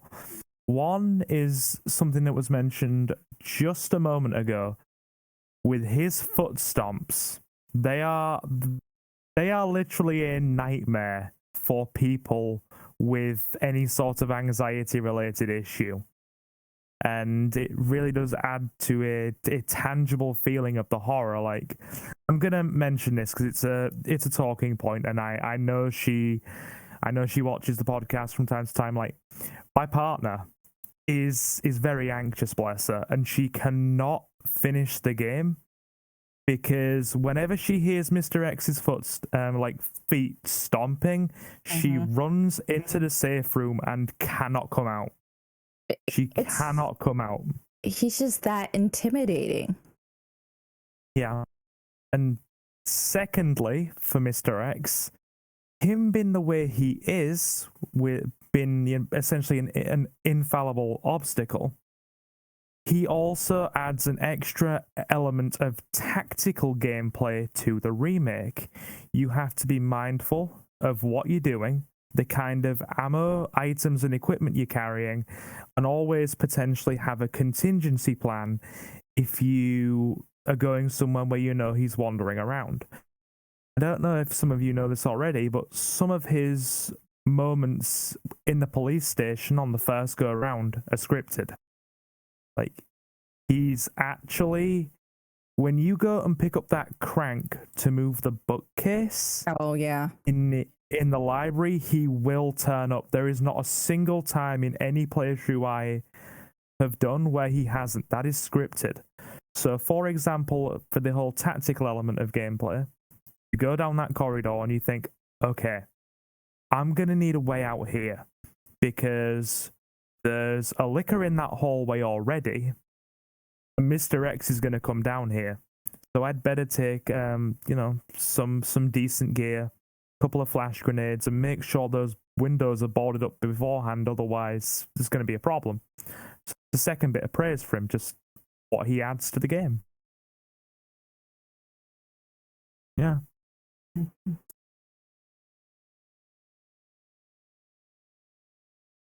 All right, I guess I can go ahead and go next. Well, as far as like the core game is concerned, like it's no secret that I do prefer Remake 2. I just adore playing that game. It's like literally one of my go-to Resident Evil games now in terms of pick up and play. Like, if I could again go by like 2 and 3, I prefer Remake 2 and I prefer Original 3 because if I want the RE2 experience, quote unquote, I can literally just get that in Resident Evil 3 and then some, the original. And then for remake concern, if I want like the horror aspect of Resident Evil, Remake 2 does the job to a T, honestly. But that being said, though, the aspects that this one in particular I really like more in original really is just the character interactions and some just general characters like I explained beforehand. Yeah, I feel like there's not enough Claire and Leon talking to each other because at least in original, like the few times they meet with each other, right? At least they had something talking to each other, right? Whereas in Remake, they're just quite literally complete strangers to each other until the very end. Like they had no other interactions or anything like that until you get to the cart, which is something I did not like. It's one of my criticisms as well. Mm-hmm. How did you? Oh, go ahead. Oh, that's fine. Go ahead.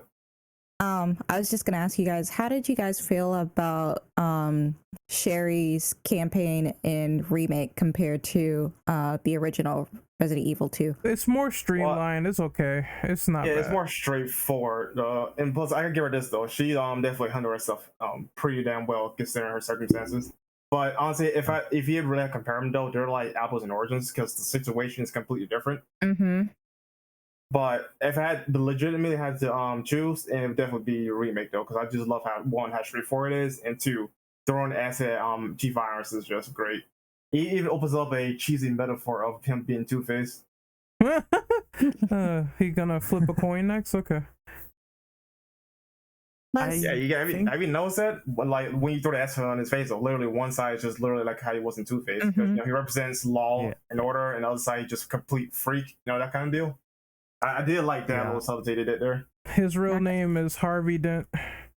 Not gonna lie, I definitely felt anxiety playing through that portion because you can't defend yourself. You're running away from this dude who's trying to capture you and possibly murder you at this point after you throw the acid on his face.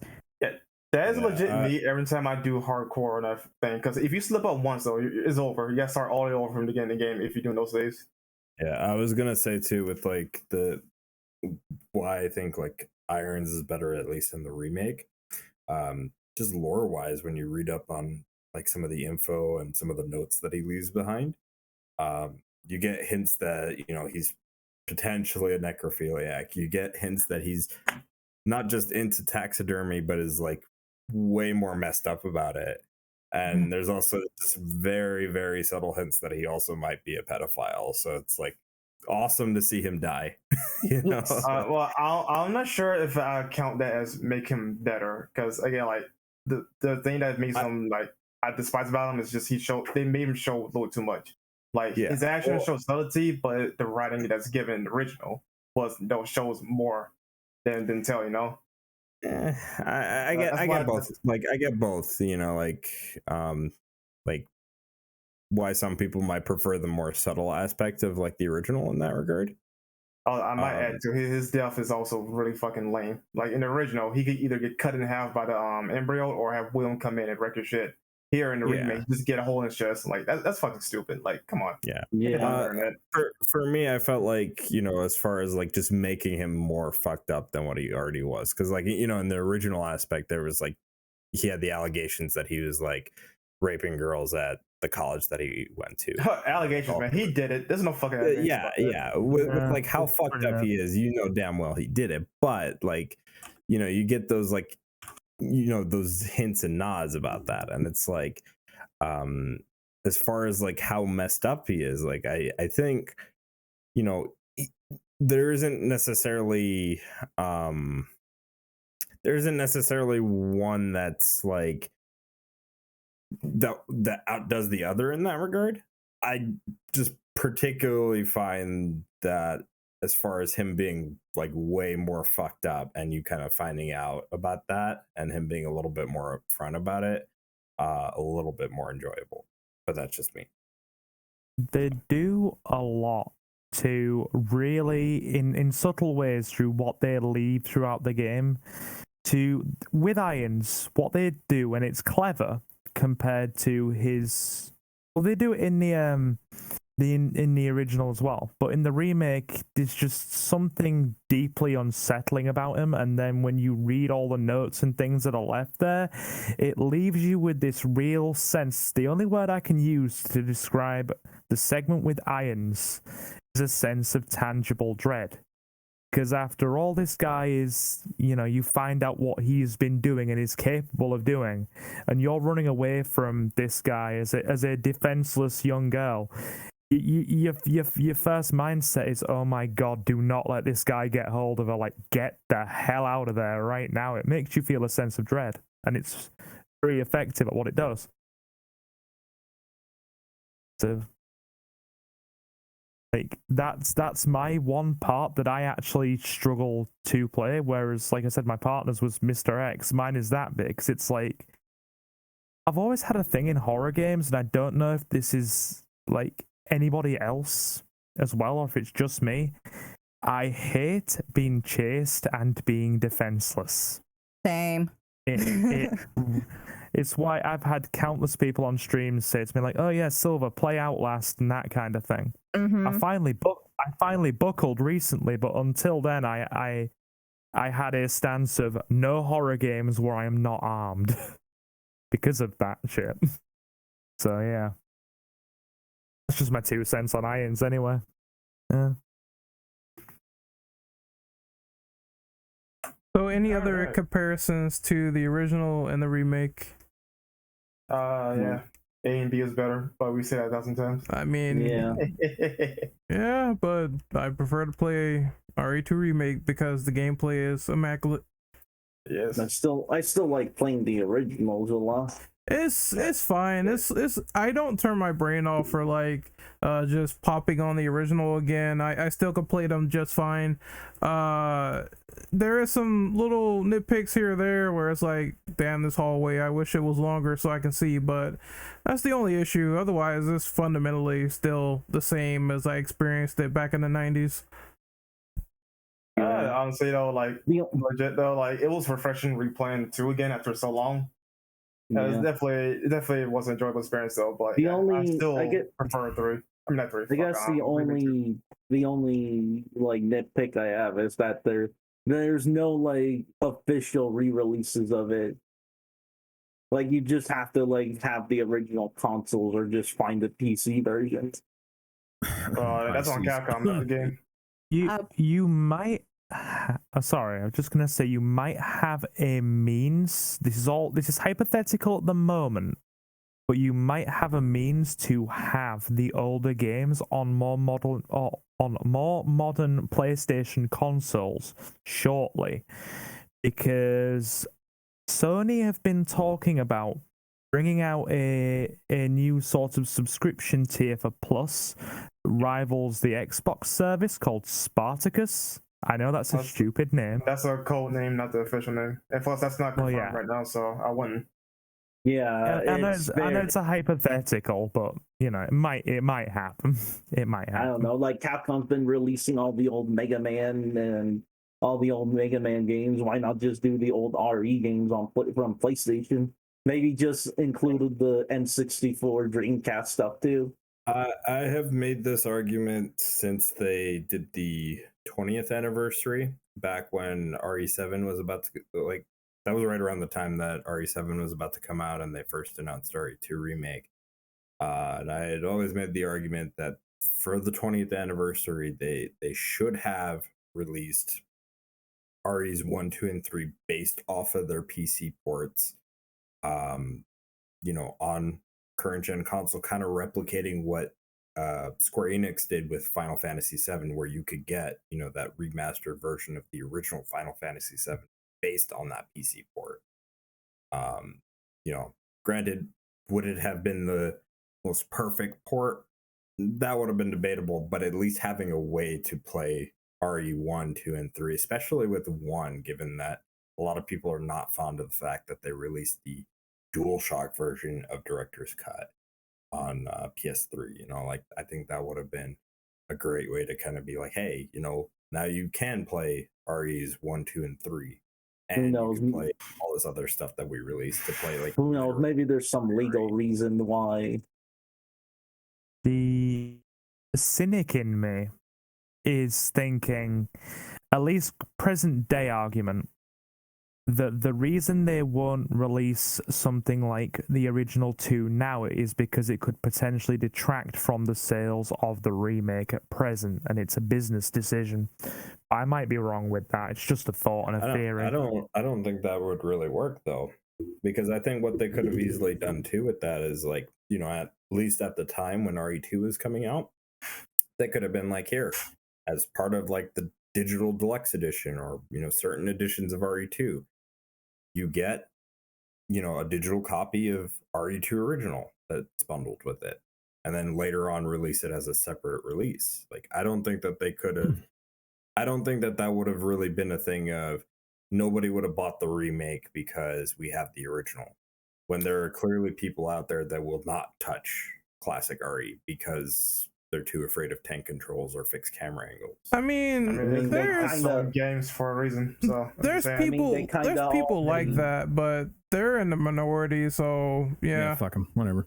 You know, and I'm just saying, like, I don't think that really would have been the case. I think people would have still bought RE2 Remake despite RE2. Yeah, that would have been an incentive, that so more people would have definitely got digital deluxe because of that. I think also too that would have been a great way to, you know, because I made this argument before, but like, I think that would have been a great way to kind of catch people up to speed with like all the RE games. If they hadn't played those classics, that would have been that perfect opportunity for them to start from scratch, start from RE1, you know, and then work their way up to every single, you know, release ordered RE at the time that you could get a hold of on like PlayStation or Xbox or PC, at least in my opinion. I 2 quick points, sorry, with both your argument and Ren's argument. The first being, Dom, you know, you're talking about re-releasing them and all that.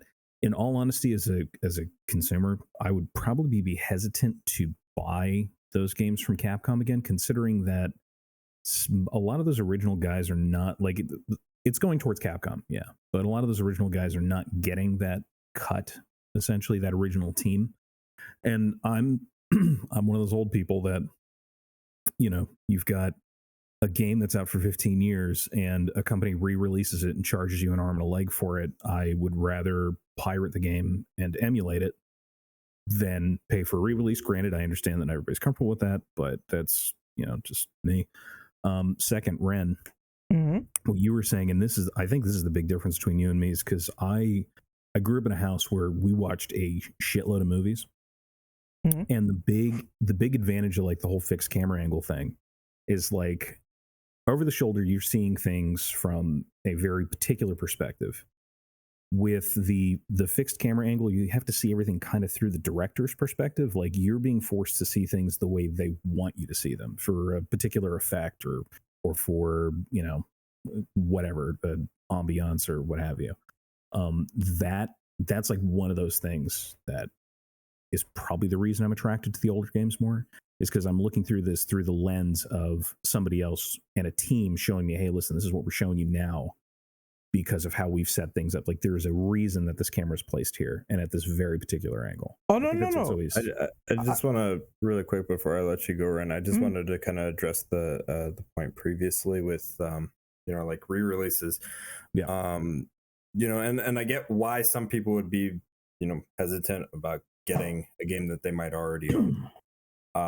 You know, and I definitely get why people would pirate, but then I think about it from this perspective too.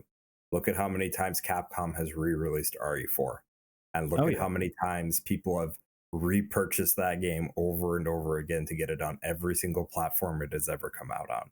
Oh, and I'm not saying I'm right. Listen, I'm a huge asshole. I'm not going to be right in any situation on this podcast. No, yeah, and that's fine. Like, I get where you're coming from, right? Yeah. Like, I get that perspective too. I'm just saying, like, more so in the sense of, like, you know, given that people, yeah, there are going to be people that are hesitant, right?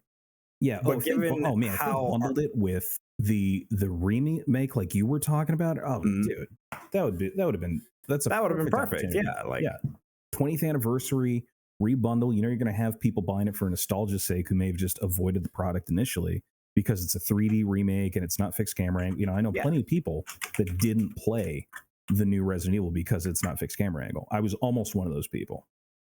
And so, like, I get it. You would bring in a shitload of people and they go, maybe I'll try this by, you know, getting the original games too. And then you get those other people that are curious. Yeah, no, I agree with that.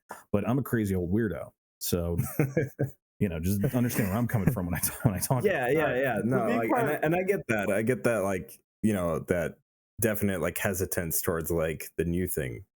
As far as, like, you know, kind of relating to that, like, yeah, I get it. You know, like, you know, there are people that are going to be hesitant in buying something or not for buying something because, you know, it's not the thing that they wanted, right? And that's completely understandable. There's a reason why we say vote with your wallet, right? Yeah.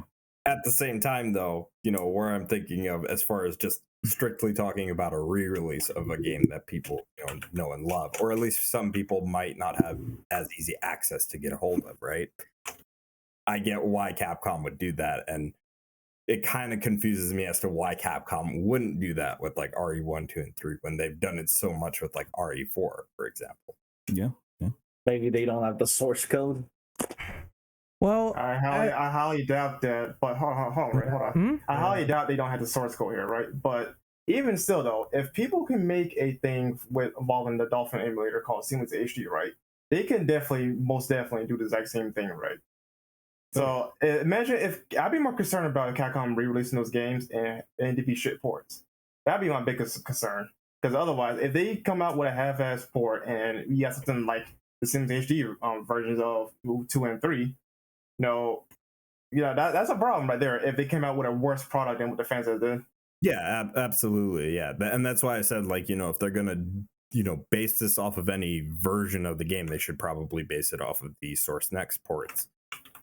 At least for like RE2 and 3. I know like RE1 that might be a little bit more tricky because they it did have a PC port, but I think it was done by like Virgin or something. Well, I mean, honestly, if they only use a port though, I would actually go with Deadly Silence still, just clean that up real well because it is based off of technically the PS1, I believe.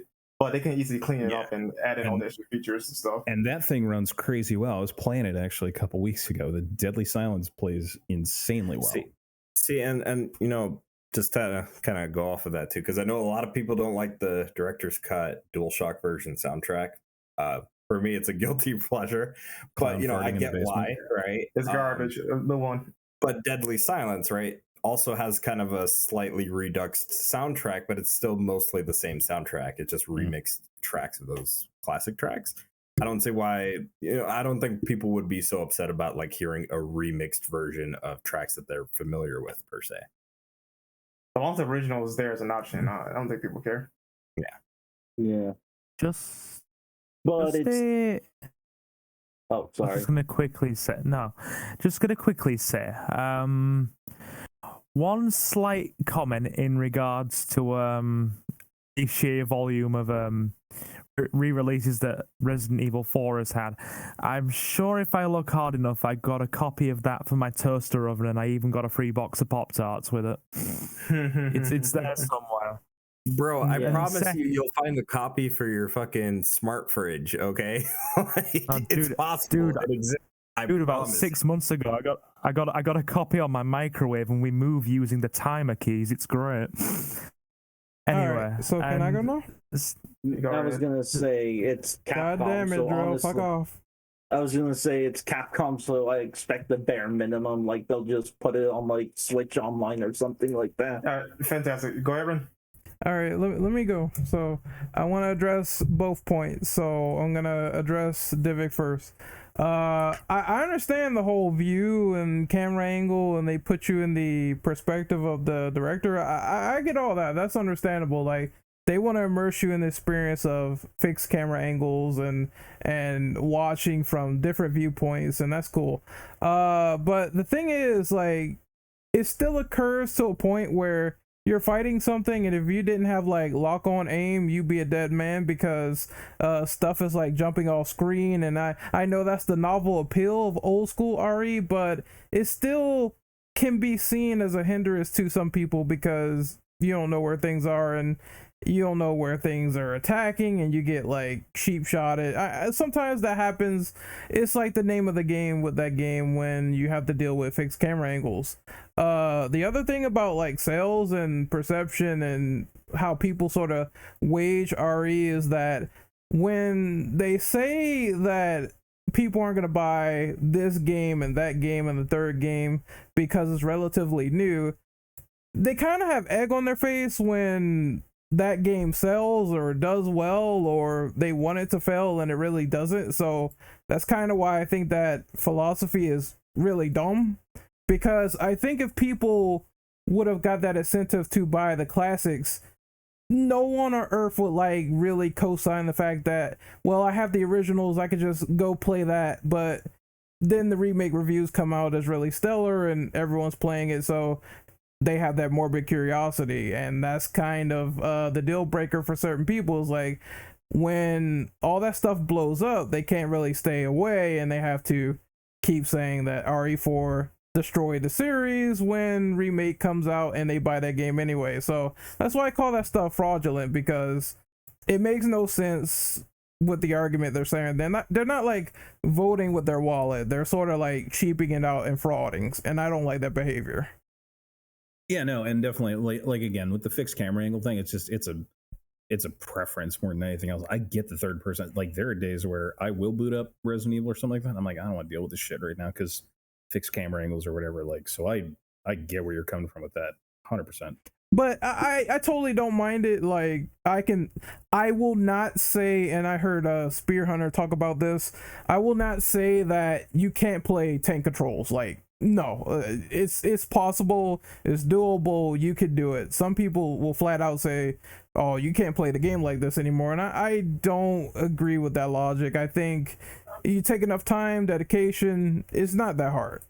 Honestly, it's the same argument involving with turn-based. Honestly, if you're not willing enough, you say that I'm sorry, that playstyle is bad, and honestly, you kind of full of shit for it because you're not willing enough to sit down and actually try it. Yeah, I agree. I just kind of want to add on to the point that Brandon made. I'm also of the opinion that as far as like quote unquote old or outdated playstyles are concerned, I am not a fan of just kind of ruling those playstyles out just because they're old or outdated. I think the issue is that because when we start getting a lot of the same thing, we start to lose variety, and I think we're losing out on the potential to improve upon those old play styles, just because we're not doing anything new with them, or because we're not touching them anymore as far as like both consumers and developers are concerned. Oh yeah, man. To go over, I agree with that. Like, slight tangent here. I was streaming Doom for a couple friends, and they were like, "Why is it so fast?" Because they're so used to playing stuff like Apex and like Gears of War and like just like kind of slower, muddier feeling games. And I'm playing Doom 1 and I'm flying across the screen. They're like, "Oh my god, why is it so fast?" I'm like, dude, Doom is the best not aged, game man. ever. It's just the same thing. Yeah, and that's why I'm you know, I get it. Like, yeah, things have aged a certain way, but eventually, you know, a lot of this other stuff that, you know, a lot of this new stuff that we're so used to, right? Eventually that's going to get aged. And eventually some people are going to say, well, this is too old. I don't like this. This doesn't play well as the new thing. And I hate that logic. I really do. I feel like there needs to be an openness to, you know, any and all play styles. Now, as far as the thing that Ren was talking about, I think there's also kind of that issue of, at least in the RE community, where we see this a lot, where people talk really a lot about a certain RE game, whether it be action RE or, you know, some of the more newer stuff that Capcom's doing with RE, where they say they won't buy it, but then they go out of their way and buy day one and start complaining about where's the DLC, or where, you know, why haven't they done this, that, and the third, right? I forgot what this one person said, but she boiled it down to this. She said that it's not hate, it's just these people are in a relationship and they can't deal with their crush 24/7 ignoring them. So they gotta go out of their way to try to get their attention all the time because they just can't deal with the fact that they can't let Capcom go. And I just think that's the issue. Like, they're always gonna be RE fans, like, no matter what, even if they have like very crazy ideas and ideologies of like, this game is gonna fail, or that game is like, you know, Capcom is going in the action route and that's terrible, even though RE3 is like a pretty amazing game for the OG, and that's like action heavy. Like, yeah, we're talking Nemesis rolling around, all that stuff, and that stuff is fun. So, you know, too, like, because and I really hold this against a lot of the, you know, RE community in terms of like, hey, you know, there's a bunch of indie games out there, and there's a lot of them that have potential, but they never want to talk about that stuff. They never want to support that stuff, or at least in the case of the people that may have the talent to make their own game, they never want to do it. It's like, you know, instead of trying to rely on, you know, the fact that Capcom holds this IP, why not just do your own thing or support somebody that does their own thing with that style? I was gonna say Tormented Souls. Yes, thank you. Tormented Souls is great, and we are going to be doing a podcast on that in the near future. Looking forward to that. Really looking forward to that. The indie devs, if mainstream doesn't do it, the indie devs will do it for them. No, the problem is that they don't want indie developers. They want that company to do it, and it's not gonna happen. No, Right. I'm sorry. Like, you can try to will it into existence. I don't think Capcom's going back to fix Scam unless like they really see it get like $1 billion or something. That's the only way they're going back. But otherwise, no.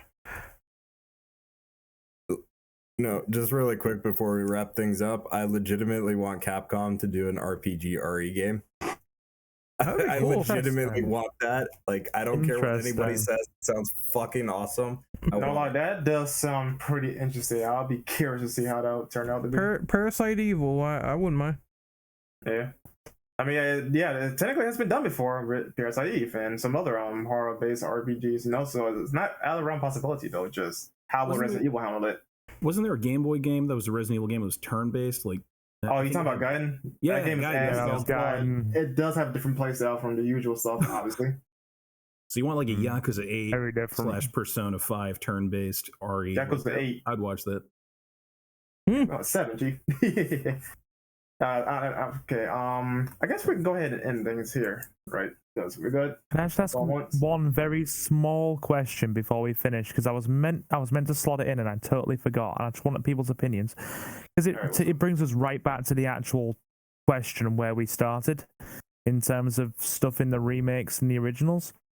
Did anybody have a slight gripe with the fact that they charged you money for the actual classic soundtrack and you had to pay for it as DLC? Because that bugged me a bit. Well, honestly, that's Capcom, unfortunately being Capcom, charging DLC where it doesn't need to be charged for, because they did it with Devil May Cry, they did it with Resident Evil 3. 3 was definitely the worst example of this, because we given that there's no costumes virtually in the base game, you have to pay for the other two. That's definitely a slap to the face.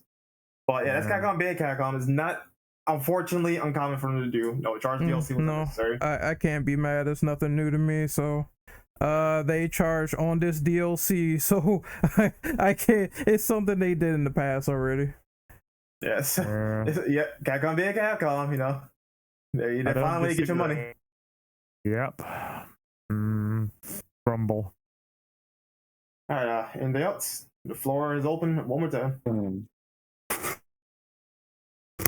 Outros or going once, going twice. Then I mean, they also charge for like if you want all the secret weapons for early.